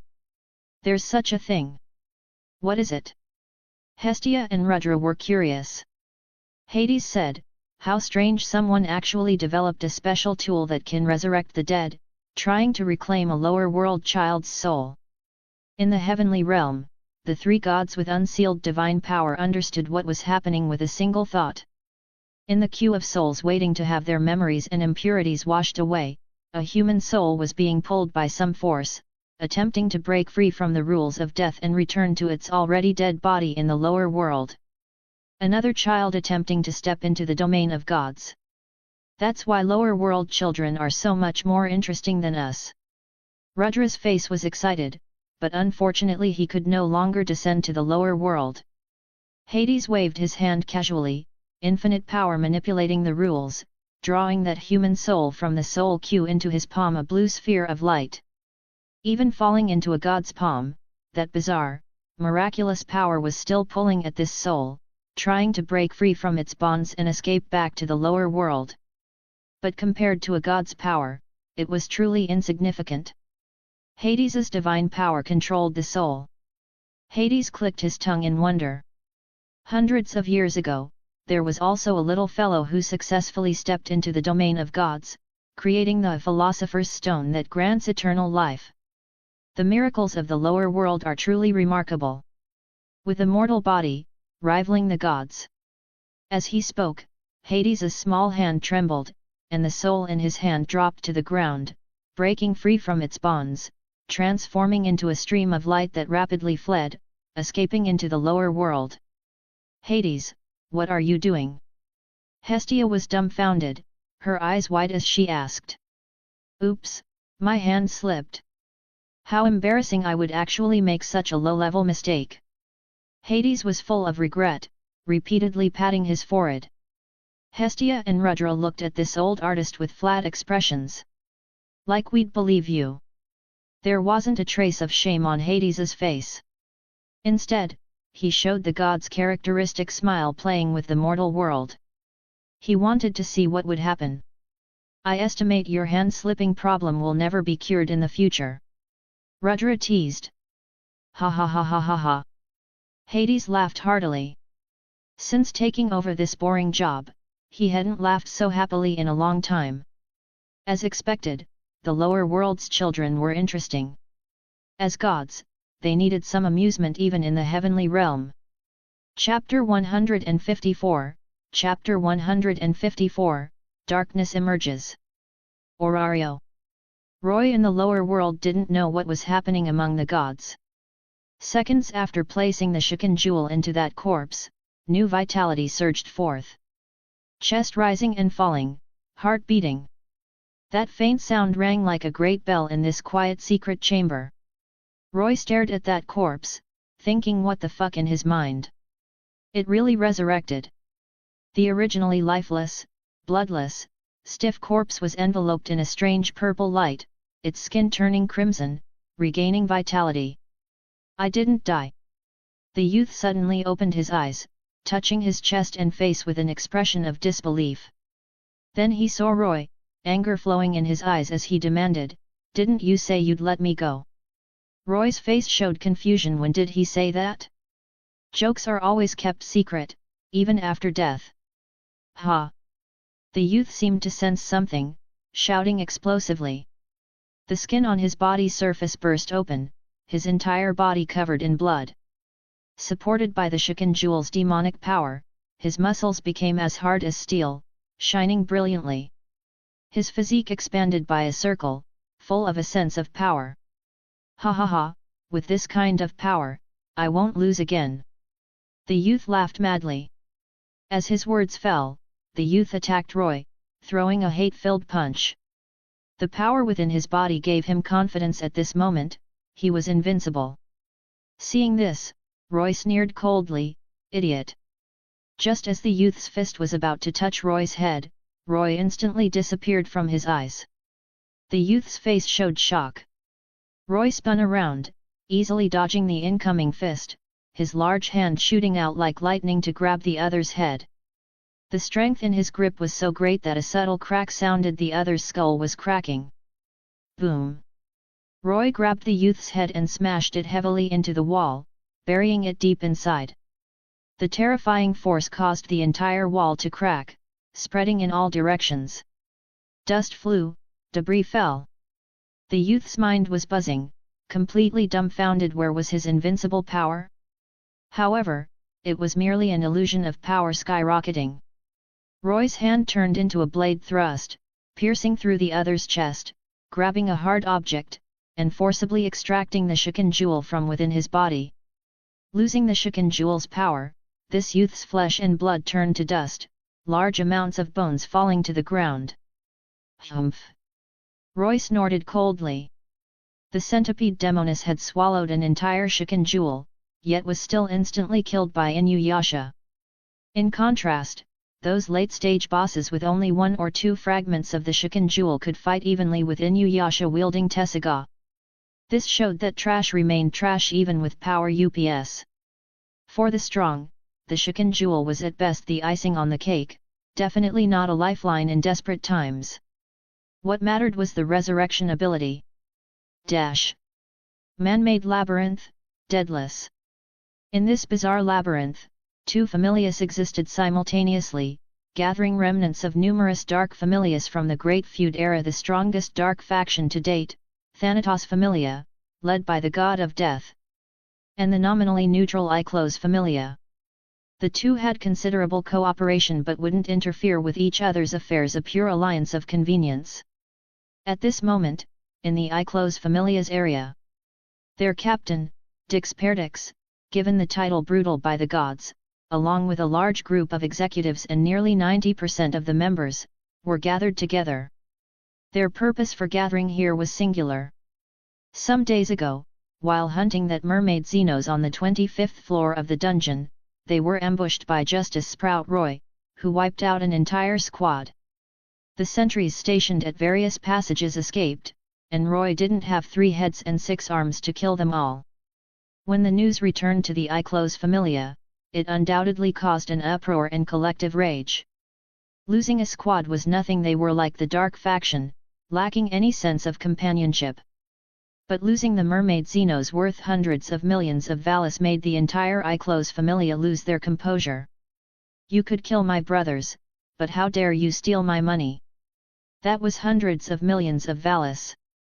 They weren't like Roy, holding the Soma Familia's divine wine, possessing a top-tier money tree. Their smuggling, monster hunting, plundering, working hard for an entire year would probably only amount to 100 million Valis. Captain, let's do it! Numerous members shouted at their captain Dix. Blocking someone's path to wealth was like killing their parents. If they didn't eliminate Roy and the Astraea Familia behind him, that mermaid Xenos would be difficult to capture. They had already been a B-class Familia years ago, with more seniority than the Astraea Familia. These years using the man-made labyrinth for smuggling, the Familia's numbers and strength had advanced by leaps and bounds. If including controlled monsters, they counted as half an S-class Familia. How dare a mere Astraea Familia, which had been annihilated and greatly reduced in personnel and strength, provoke them? Looking at these unruly members, the youth wearing goggles, Dix curling his lip, "Don't decide on your own, you bastards." The main god Iclos sat on the stairs, a man with effeminate features, wearing sportswear, drooping eyes, with the same smile as the other gods of Orario on his face, seeking thrills, entertaining until death. But compared to the surface gods, Iclos's position was peculiar. He wouldn't actively commit evil, letting things happen naturally, watching those events unfold. Iclos smiled, "Dix, what fun things are you going to find for me this time? You need to be somewhat useful too, my lord," Dix said unhappily. "Such impolite attitude toward your main god." Iclos wasn't angered either. "Look, I found you a very reliable ally." Faint footsteps sounded, and a man walked out from the darkness, his entire body shrouded in disgusting death aura. It was Thanatos, the god of death. Thanatos smiled, "Dix, I heard you're making a move against Justice Sprout and the Astraea Familia. Want me to help you out? What day is it today, that you're all so interested?" Dix frowned. He didn't want to become a tool for these gods' entertainment. Thanatos shook his head with a smile, "The children can't forget what happened 2 years ago, shouting to give those surface dwellers a bloody lesson. Coincidentally, you're also making a move against the Astraea Familia. Let's do it together. It's better than you fighting alone." Regarding this, Dix had no doubts.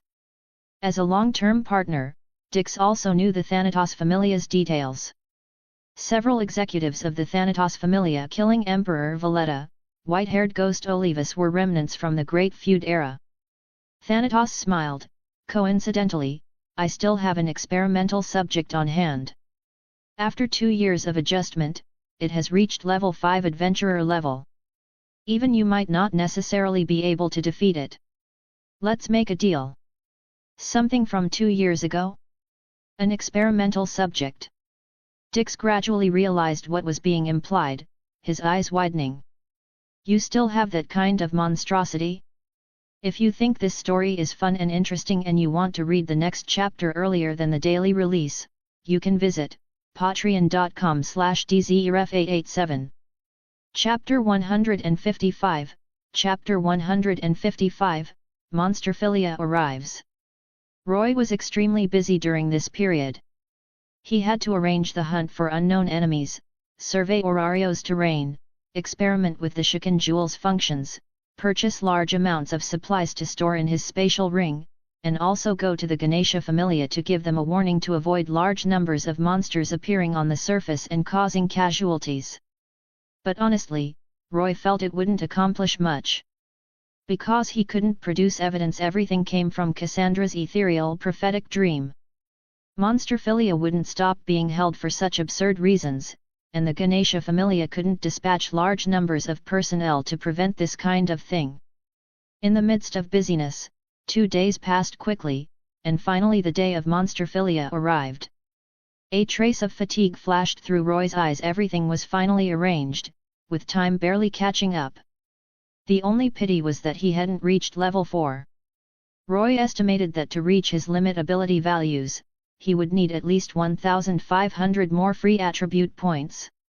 With only 2 days remaining, even if he didn't sleep or rest, he couldn't grind out these attribute points. Moreover, Divine Descent consumed quite a bit of mental power, so he needed to preserve enough physical strength and energy to deal with enemies. Regarding this, Roy didn't care too much. He had the resonance contract. Being able to obtain Ryuu's level 5 ability values, Roy wasn't particularly urgent about reaching level 4. Plus, he had 3 level 6 powerhouses from the Loki Familia as backup. He wanted to see who dared to cause trouble today. At this moment, at the entrance of Astraea Manor, Roy encountered a somewhat tricky matter. "Mr. Roy, please take us with you." Cassandra tightly grabbed the corner of Roy's clothes. A trace of difficulty appeared on Roy's face. The original plan was for him and Ryuu to go out, luring those enemies outside, while Daphne and Cassandra protected Goddess Astraea and stayed at Astraea Manor. "Cassandra, don't say such inexplicable things." Daphne pulled at Cassandra. To eliminate those hidden dangers, they had all seen how busy Roy had been these 2 days, and they wouldn't allow anyone to disrupt Roy's arrangements. Roy stared at Cassandra, a trace of unfathomable light flashing in his eyes. Even today, he still couldn't understand the content of the prophetic dream. The abstract poetic content presented by the prophetic dream couldn't be interpreted into any useful information. Roy said softly, "What else have you interpreted?" Cassandra, who was originally on the verge of tears, brightened up and said haltingly, "The previous content was incomplete. I dreamed more afterward." Roy felt his scalp go numb. The future was like a fog, difficult to glimpse. Any choice would lead to new changes. Regarding the new prophecy, Cassandra was the same as before, unable to express it in words. But the closer it got to Monsterphilia, the more obvious the sense of danger became.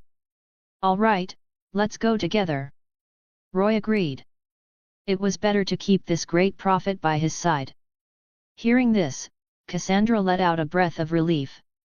Roy returned to the mansion to inform Ryuu and Goddess Astraea. Naturally, neither of them could have objections.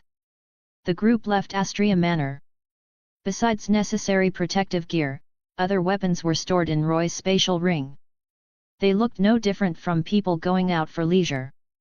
Goddess Astraea wore a flowing immortal dress of interwoven blue and white, wrapping her exquisite figure. Her brown long hair cascaded like a waterfall, shining with dazzling light. Her blue eyes were as brilliant as gems. The corners of her delicate mouth slightly curved up, carrying a faint smile, elegant, noble, graceful, and charming. Having restrained her divine might, she exuded natural beauty. Ryuu wore a simple, unadorned vest and jacket, her golden hair tied in a single ponytail.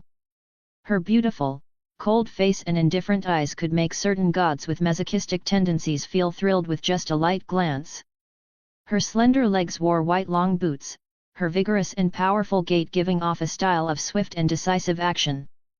Though Daphne and Cassandra were young, only 14 years old, they were also beautiful girls with their own distinctive features.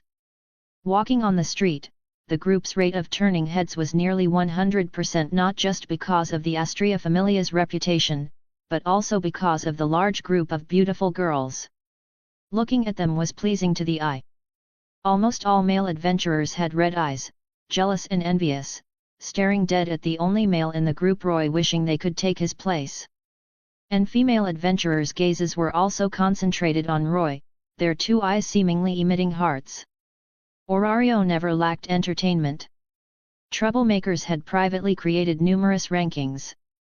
Thanks to his record-breaking leveling speed, Roy ranked first on the most promising adventurer list. If he didn't die, he would dominate this list in the future. Having subdued the Soma Familia and holding vast wealth, he ranked 9th on Orario's strongest rich and handsome list and 7th on the man women most want to marry list. Those ranked above Roy were only Finn, Otter, Leon Waldberg, these veteran adventurers, and certain gods. After continuously defeating 3 Familias, the Astraea Familia's reputation also soared, not inferior to its peak period. Of course, this attracted many people trying to join.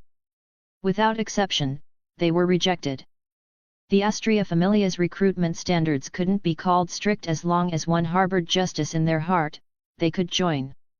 But wanting to find such people in the mixed bag of Orario was as difficult as awakening a rare skill. So at its peak, there were only 11 members. Goddess Astraea's principle was better to lack than to compromise.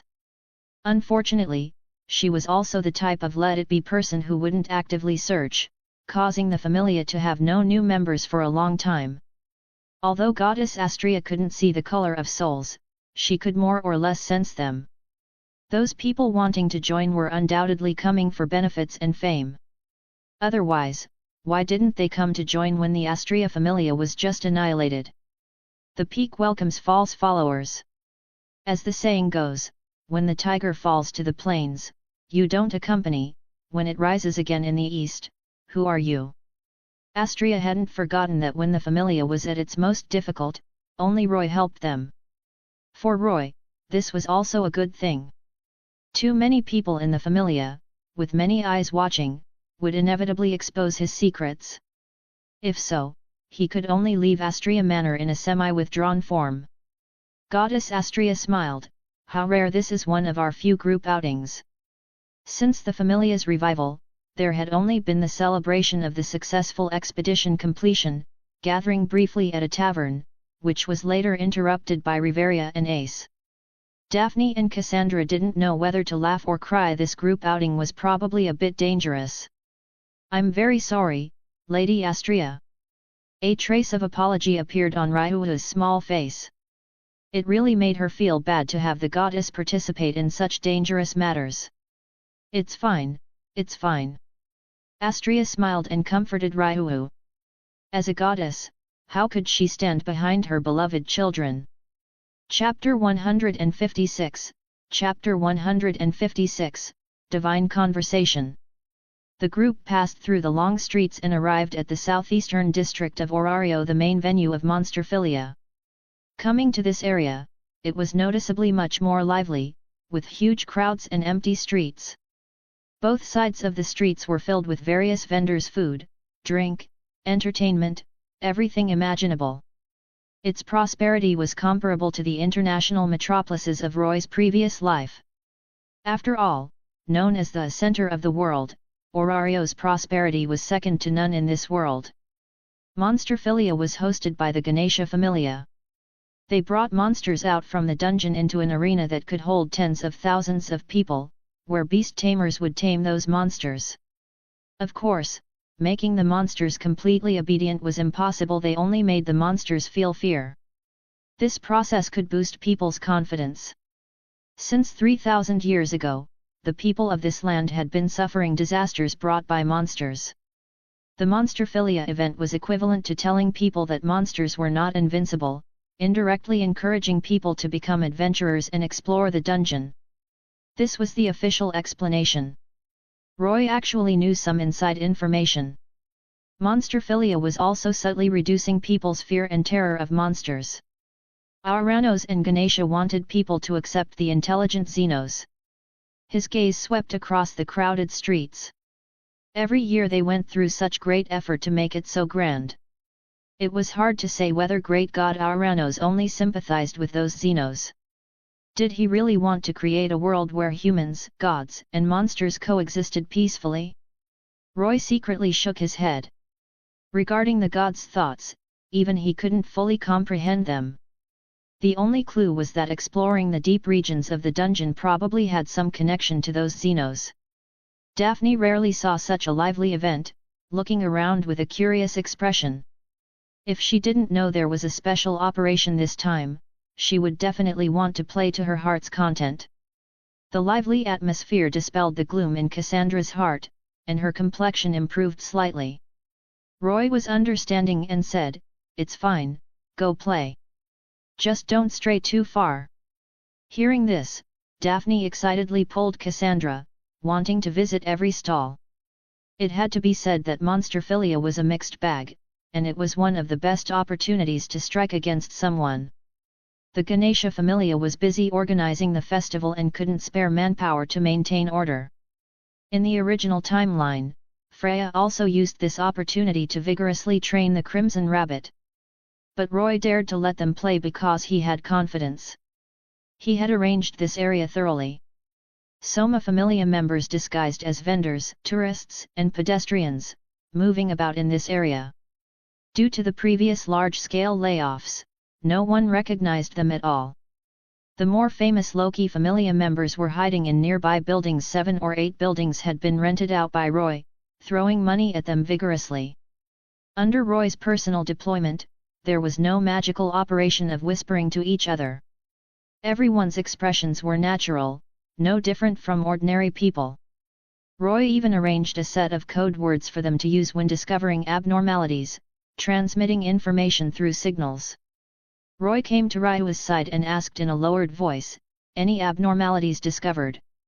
Ryu lightly shook her head.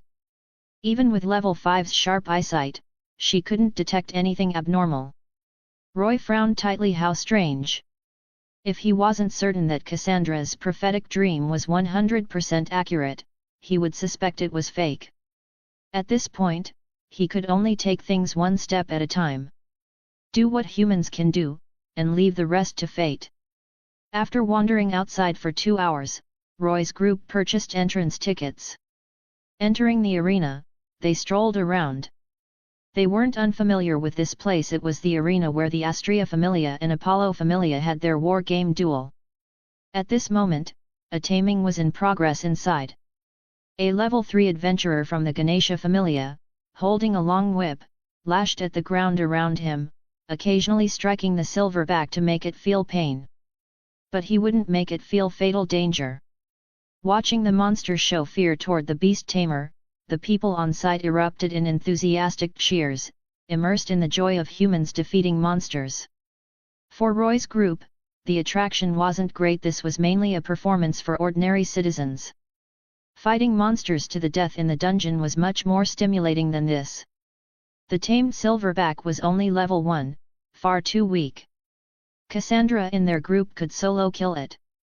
If they were taming level 3 or even level 4 monsters, Roy and the others might have had some interest.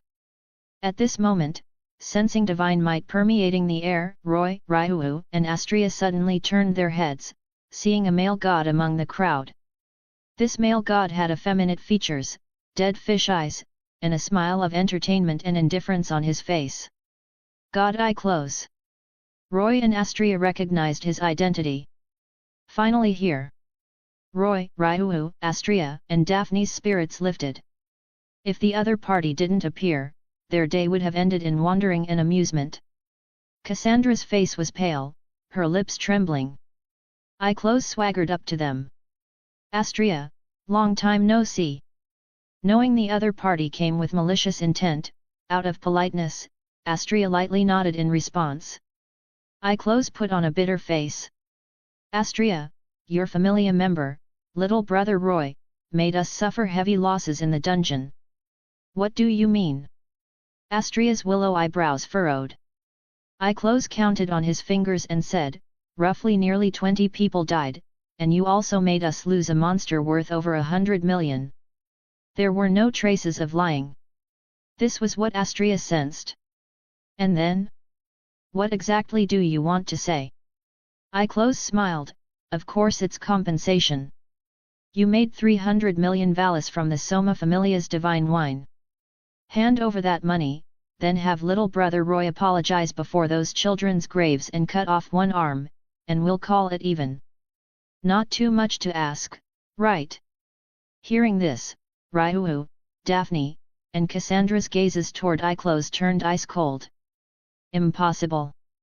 Goddess Astraea was even more resolute, her blue eyes coldly staring at Eye-close. For lower world children, innate talent, resources, connections, and other external factors weren't necessary. What was needed was an indomitable belief, leave the rest to the fauna. Paying compensation was a small matter, but apologizing and cutting off an arm was impossible, or Roy would be completely ruined. At Astraea's refusal, Eye-close wasn't surprised. Instead, he looked at Roy and asked, Justice Sprout, then what is your choice? And Roy's response was even simpler, saying lightly, is the dungeon your family's property? Ha ha ha. Eye-close was stunned, then couldn't help but laugh out loud. Hit the nail on the head. Don't look at how grandiosely he put it. The Eye-close Familia also didn't hesitate to snatch others' prey and materials in the dungeon. Roy's meaning was obvious, you can't only stand up for justice when you're the one being robbed. If you think this story is fun and interesting and you want to read the next chapter earlier than the daily release, you can visit patreon.com/dzerf887. Chapter 157, Chapter 157, the first half of the prophecy. The Astraea Familia's tough attitude was within expectations, or rather, this was the development he hoped for. A trace of a smile appeared on Eye-close's face. Interesting things were about to begin.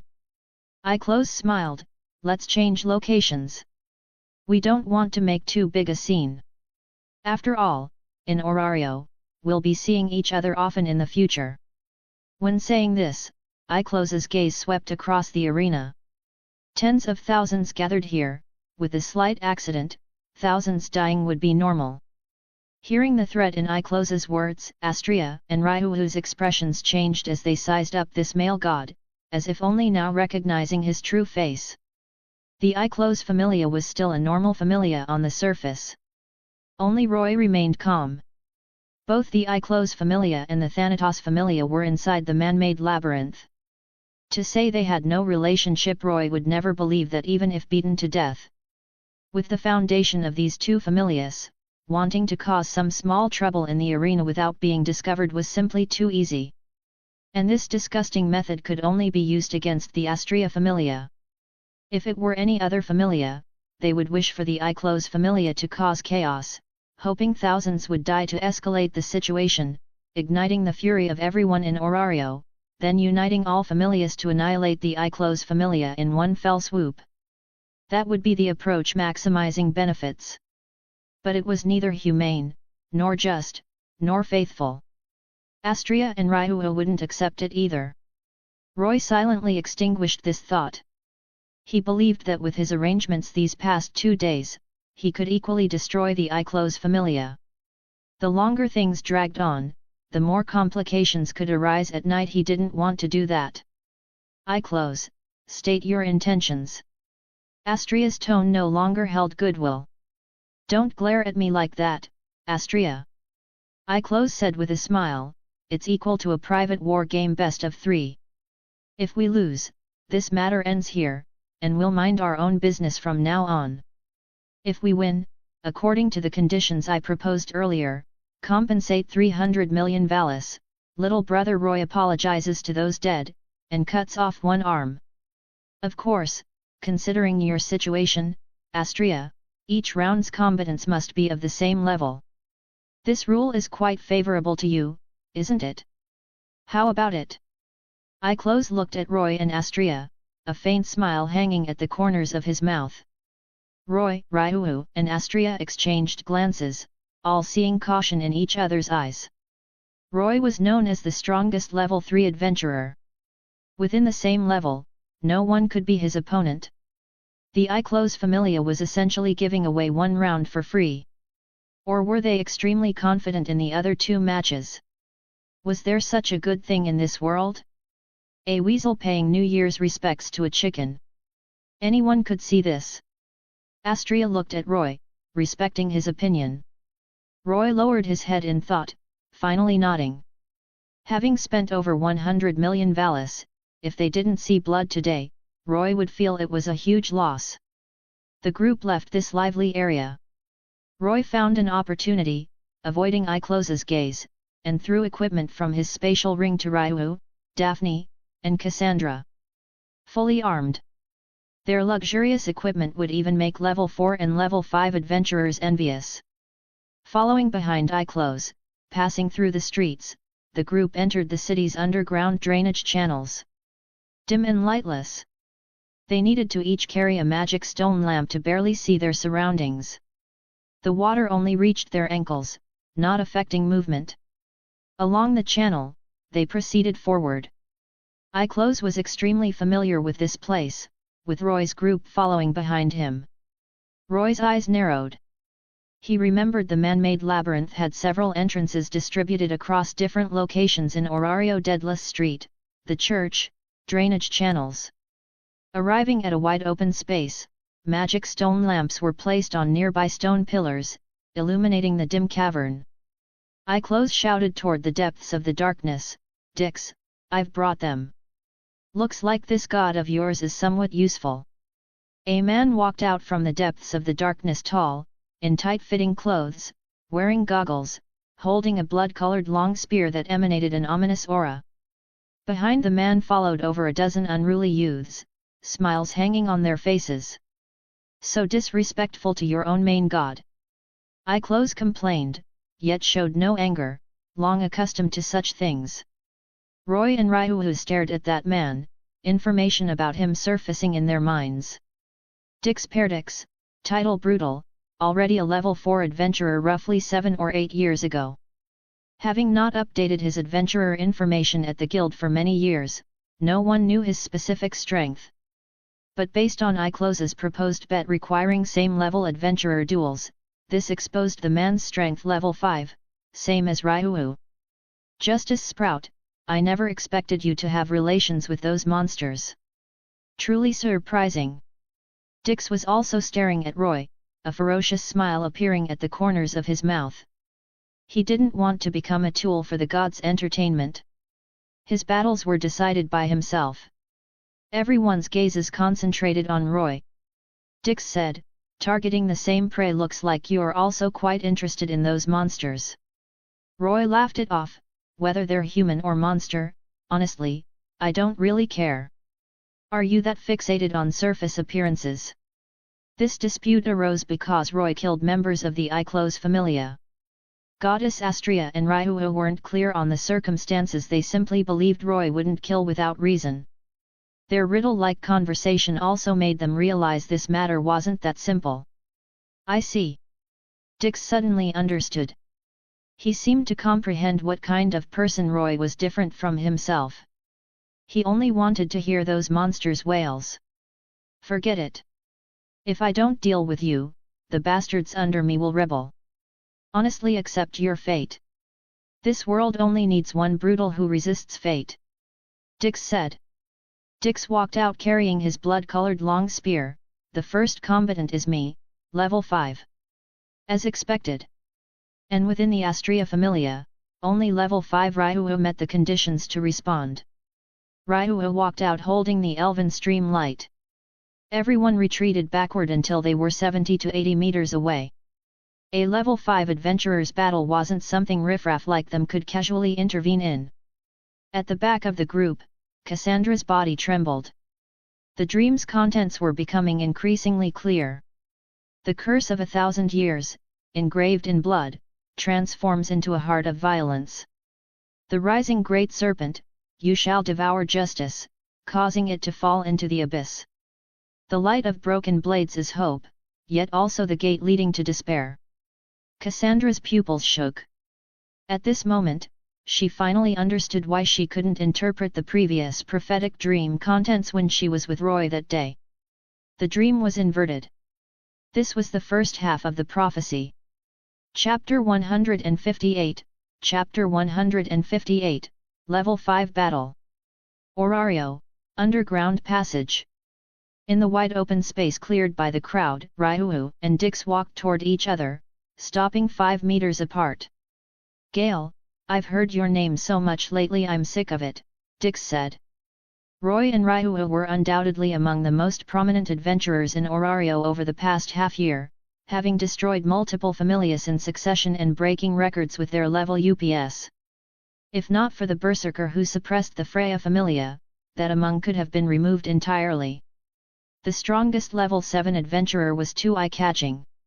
Even now, people were still searching for that person. Violent savage, I haven't heard much about your name, Ryu replied coolly, her demeanor like an ice beauty. Then that's your misfortune. Rather than getting angry, Dix felt pleased. Not having heard much about him meant she didn't know his capabilities. Wasn't that a good thing?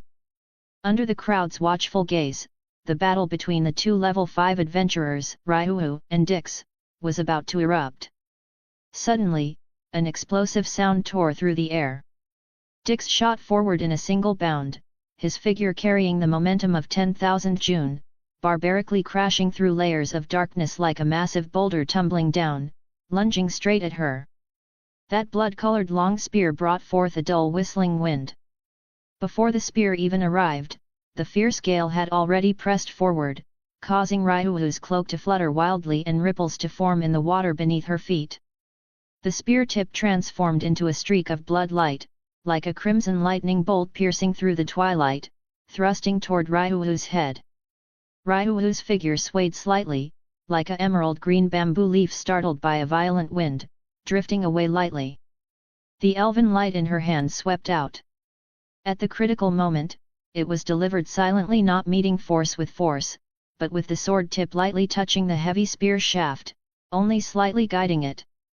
With a clang, the sharp blade brushed past her body, deflecting the incoming blood-colored long spear and causing it to smash heavily into the ground to Dix's left. Boom! Amid the thunderous explosion, the water surface and floor touched by the spear tip burst apart, debris shooting out like a torrential rain. It left a crater over 10 meters wide. The two figures shot out, their movements too fast for ordinary people's eyes to follow. Clang! Clang! Clang! Their weapons swung out like a violent storm, countless after-images intertwining, sparks flying and bursting, emitting crisp sounds of metal clashing that echoed continuously in this silent underground passage, exceptionally clear. This was the power of level 5 adventurers. Both had already stepped into the realm beyond human. Even an army of thousands composed of ordinary people would be nothing but chickens and dogs before them. Blade and spear tip clashed. With a zhang. A clear dragon's cry and a deep tiger's roar collided violently, ear-splitting. Sparks scattered in the dim underground passage, gold and green intertwining, instantly illuminating two faces. Ryu was as calm as an ancient well's deep pool, while Dix's eyes were blood-red, as if terrifying poisonous flames burned within them. As the battle grew fierce, Ryu gradually fell into a disadvantage. There was no other reason. Dix had higher ability values, and having long used the artificial dungeon to capture monsters in the dungeon, he surpassed her in experience and technique as well. There was no reason he couldn't suppress Ryu, who had only recently leveled up. Captain, finish her off. Dix, if you lose, we won't forgive you. The members of the Iclose Familia shouted one after another. Miss Ryu won't lose. Daphne said worriedly, clenching her fists. Her skills had all been personally taught by Ryu. To her, Ryu was both teacher and friend, and she was more nervous than anyone at this moment. Cassandra murmured, interpreting her prophetic dream. Goddess Astraea stared at eye close, faintly detecting something unusual. Roy also focused most of his attention on the duel. Eye-Close and Dix might have thought they could defeat them through this duel, but little did they know this rule was also extremely advantageous for him and Ryuhu. This was 2 against 1. Synchronization contract. Roy focused his mind, activating the power of the contract. In the midst of intense combat, Ryuhu glanced imperceptibly at Roy and finally accepted the connection. If this were a normal duel, Ryuhu could afford not to care about winning or losing, but if she lost now, it might cause the Familia to lose massive benefits, and Roy would be cutting off his own arm. Roy clutched his waist. During the activation of the synchronization contract, the other person's ability values decreased by 30%, as if his body had been hollowed out, giving him a feeling of kidney deficiency. On Ryuhu's side, it was the complete opposite. Accepting Roy's ability values, new power surged within Ryuhu's petite and exquisite body. Her originally all-eye ability values rose to E rank. A bright light flashed through Ryuhu's sky-blue eyes. Moreover, her aura underwent a dramatic change. This increase in numerical value represented an enormous leap. Spanning 2 to 3 years of effort, a level 3 Roy could provide such a terrifying boost. Ryuhu was also extremely astonished. This indicated that every time Roy leveled up, and even now, his ability values were likely breaking through limits. This young man's talent was sufficient, even surpassed that of the witch she had encountered 2 years ago, Althea. Ryuhu's heart was shaken. Ryuhu collected her thoughts. What she needed to do now was protect her Familia companions and not let anyone harm Roy. With her conviction and ability values raised, Ryuhu switched from defense to offense, her fierce assault instantly startling Dix. Ryuhu's wooden sword, its momentum wild like a mad tiger, blades crisscrossing, caused the floor within several jong to emit groans of being unable to bear the burden, instantly covered with deep scars. That torrential blade shadow seemed to transform into an unpredictable flowing light, forcing Dix to retreat. The blade light flickered and extended, like a spiritual snake emerging from its hole. Each thrust precisely targeted Dix's flaws, minute as a hair's breadth. Though they didn't inflict heavy damage, they left long, narrow rips in his light leather clothing, with beads of blood seeping from the wounds. In the fierce battle, Dix finally realized something was wrong. "Your ability values are above mine." These words caused an uproar throughout the scene. But they still couldn't imagine something like the synchronization contract existed in this world.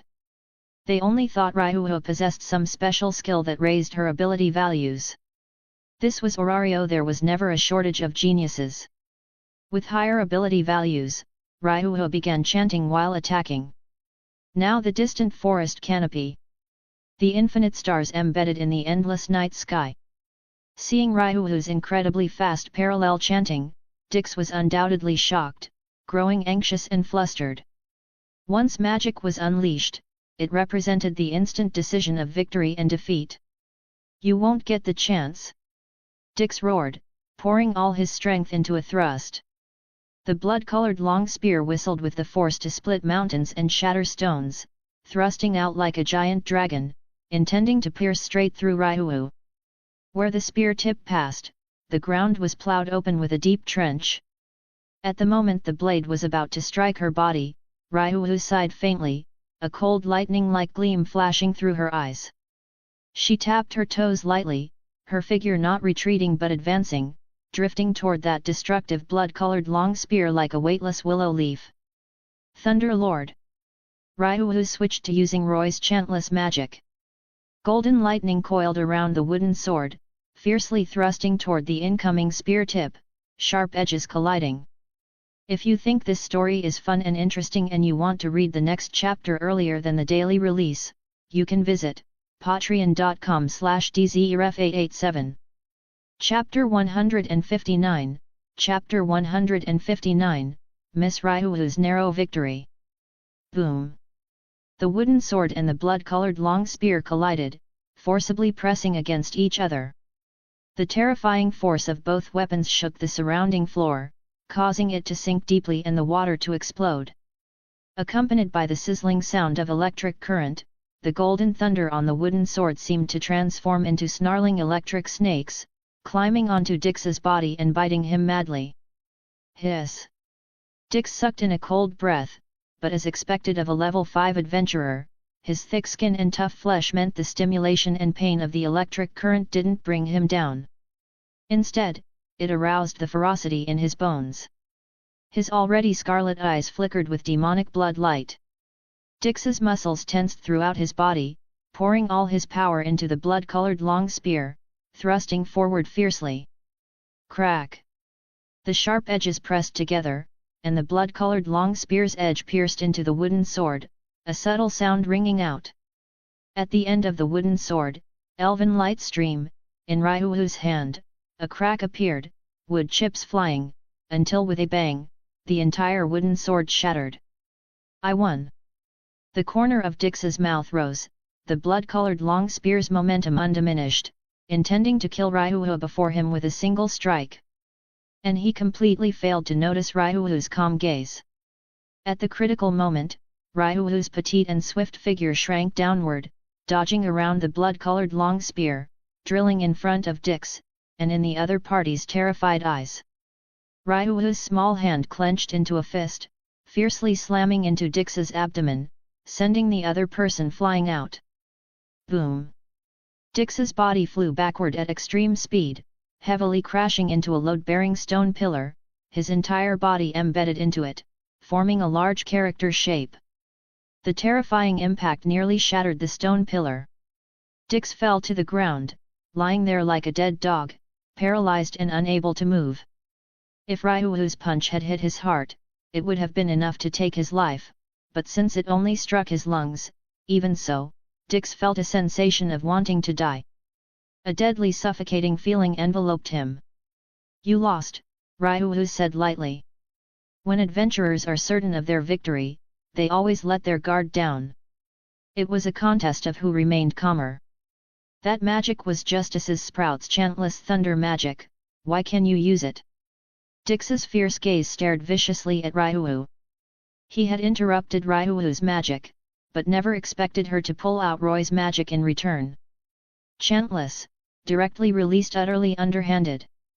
Ordinary magic, when being chanted, was equivalent to indirectly warning the enemy that a large-scale powerful strike was coming. But chantless magic showed no signs, having a first strike kill effect. No matter who faced it for the first time, they would be caught off guard and suffer a great loss. I have no need to answer you. Ryuu returned to her previous position, collecting the fragments of the damaged elven light stream, a flash of heartache passing through her eyes. This weapon had accompanied her for over 2 years. Roy stepped forward. Miss Ryuu, good work. Astraea, Daphne, and Cassandra followed, helping Ryuu pick up the wooden sword fragments. It was at least a second-class armament, lower limit advanced, upper limit epic, so these fragments could still be recycled. On the other side, the members of the Iclos Familia had expressions of disbelief Dix had lost. Dix had leveled up to level 5 after the Great War 2 years ago. The ability values accumulated over these 2 years were definitely higher than Ryuu, who had just recently leveled up. How could he lose? And how could he be allowed to lose? This battle concerned everyone's interests. While picking up the fragments, Roy noticed Ryuu's small hand trembling slightly, and immediately understood.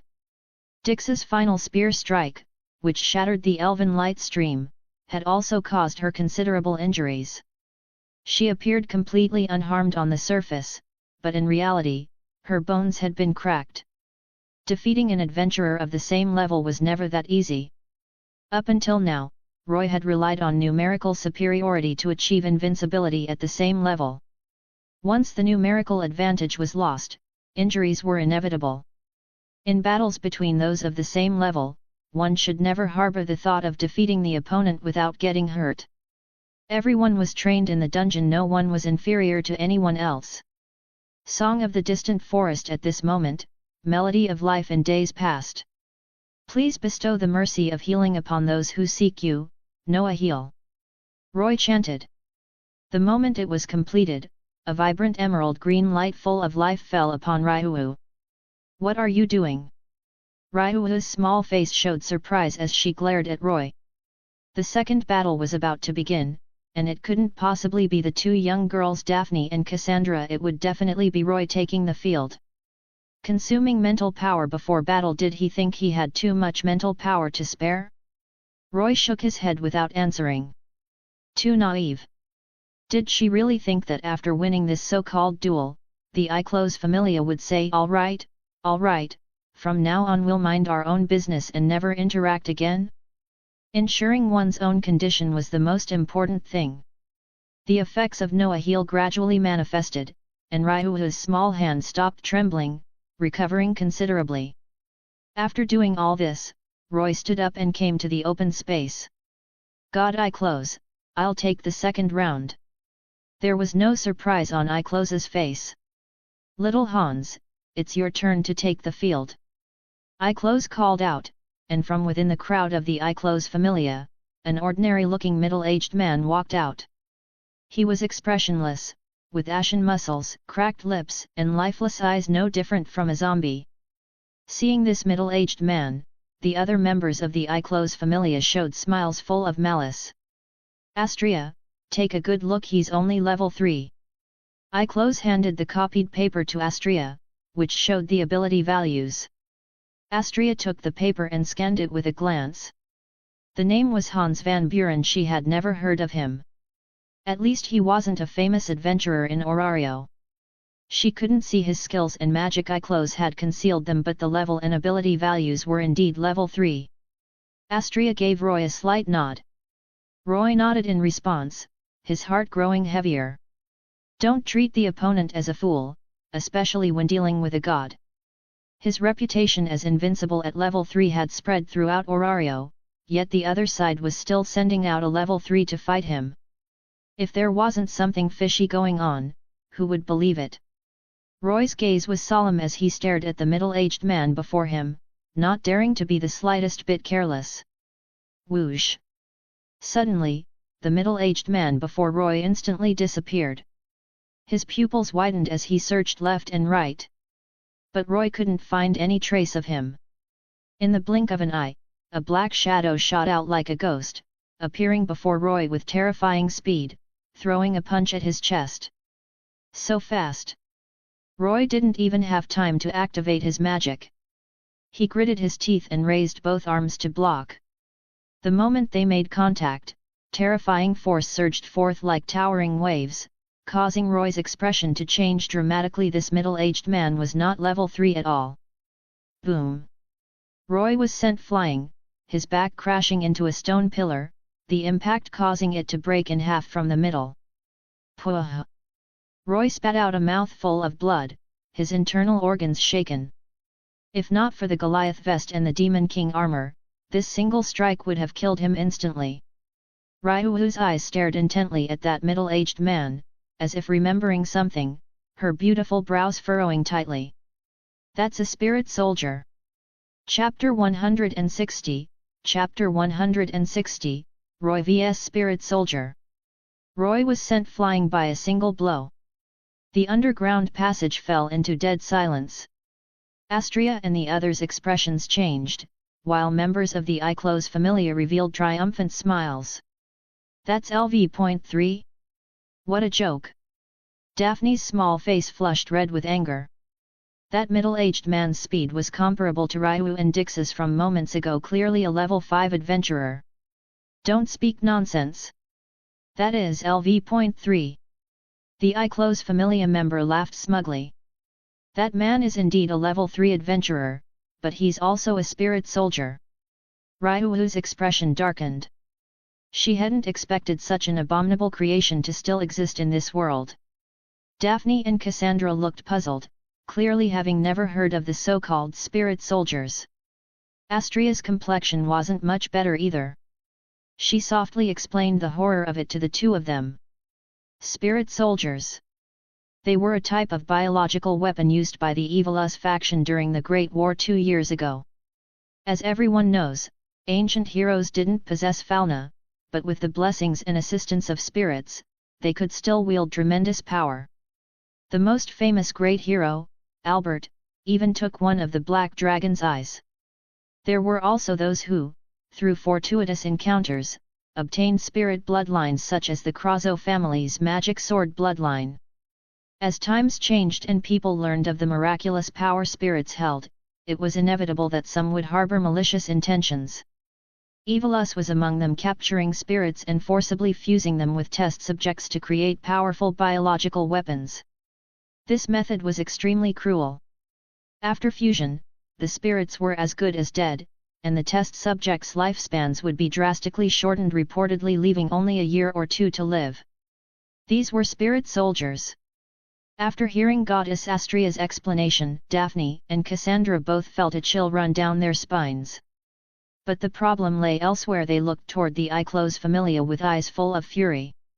On the surface, he was LV.3, yet fused with spirit power, his real combat strength was that of a level 5 biological weapon. The opponent had essentially exploited a loophole. No wonder they dared to send this middle-aged man to deal with Roy.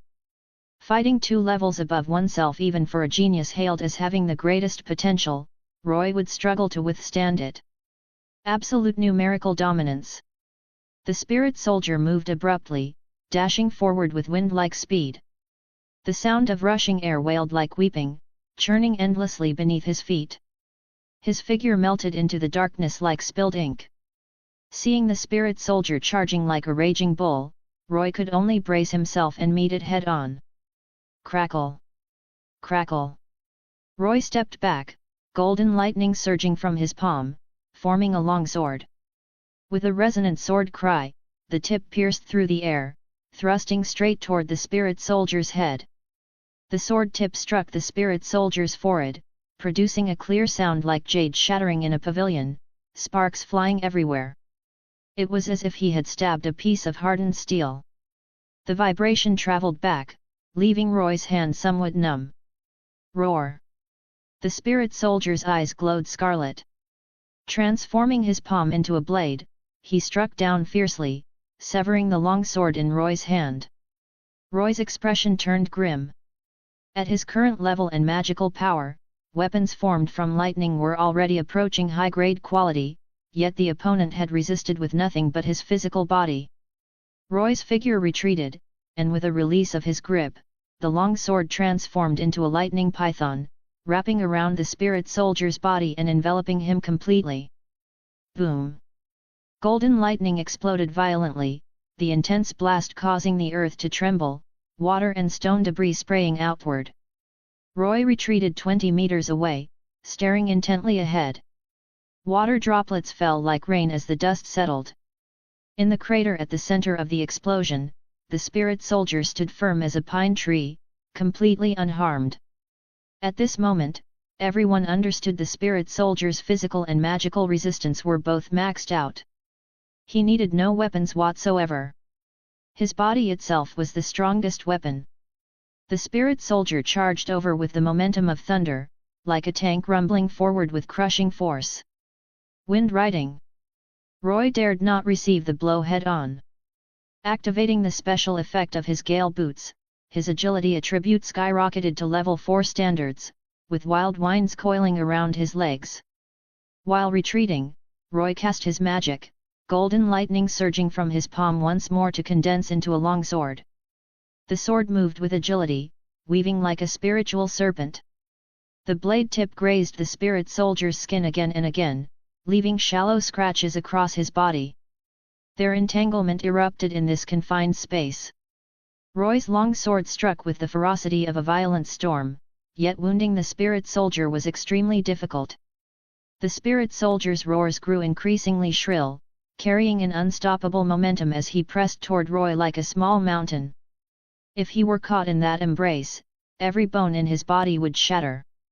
Roy's hair stood on end as he forcefully kicked off the floor behind him, borrowing the momentum to leap backward. The spirit soldier didn't pause for a moment, pursuing like a shadow, following Roy closely. The opponent's ability values far exceeded his own. A single touch from this stats monster, and he would die. Gather, O breath of the earth, my name is Elf, life entrusted to dreams. Roy murmured softly, completing his chant while fleeing. His mental power mobilized his magic, and a coat of prismatic light covered his entire body. Boom! The two collided, the violent impact causing the ground to crack layer by layer, water exploding and tilting outward. Roy was forced back several dozen steps, barely stabilizing his body. A trace of blood spilled from the corner of his mouth. He felt as if he had crashed into a wall of bronze and iron. In the extremely short time that followed, Roy and the spirit soldier exchanged dozens of moves, but most of the time, Roy was dodging attacks and seizing opportunities to strike the spirit soldier with his sword. Even so, everyone present was already stunned not by the spirit soldier's overwhelming power, but by how Roy could possibly last this long against a level 5 opponent. Since ancient times, the result of a level 3 facing a level 5 had only ever been one thing: instant death, without exception. Back then, Ryu, with her level 4 strength, had easily beaten Hyacinthus at level 3. Now, the level gap between Roy and the spirit soldier was even greater. The only difference was that Roy was no Hyacinthus. They weren't on the same level. Huff! Huff! Roy panted heavily. Relying solely on his own ability values to defeat this spirit soldier before him was clearly impossible. He couldn't drag this out any longer. Miss Ryu! Roy called out in his mind, his consciousness connecting with Ryu. Ryu, who had been resting beside Astraea, finally received Roy's call and immediately agreed. Resonance contract, activate. Ryu's level 5 ability values stacked onto Roy's body, including her development abilities and skills. An astonishing power flowed through him, far surpassing his own. A cold gleam flashed in the depths of Roy's eyes, as if lightning were shooting forth. Every cell seemed to be cheering with joy. Roy felt his entire body brimming with power. As they say in competition and duels, 1 minute on stage, 10 years of training off it. It depends on both sides' accumulated preparations. The true victor is decided long before stepping onto the field. The Eye-Close Familia had brought out a spirit soldier who was apparently level 3 but actually level 5. Roy, on his side, had the 2-as-1 resonance contract. It was a matter of whose tricks ran deeper and were more cunning. If you think this story is fun and interesting and you want to read the next chapter earlier than the daily release, you can visit patreon.com/dzeref887. New chapter is coming soon. Write a review.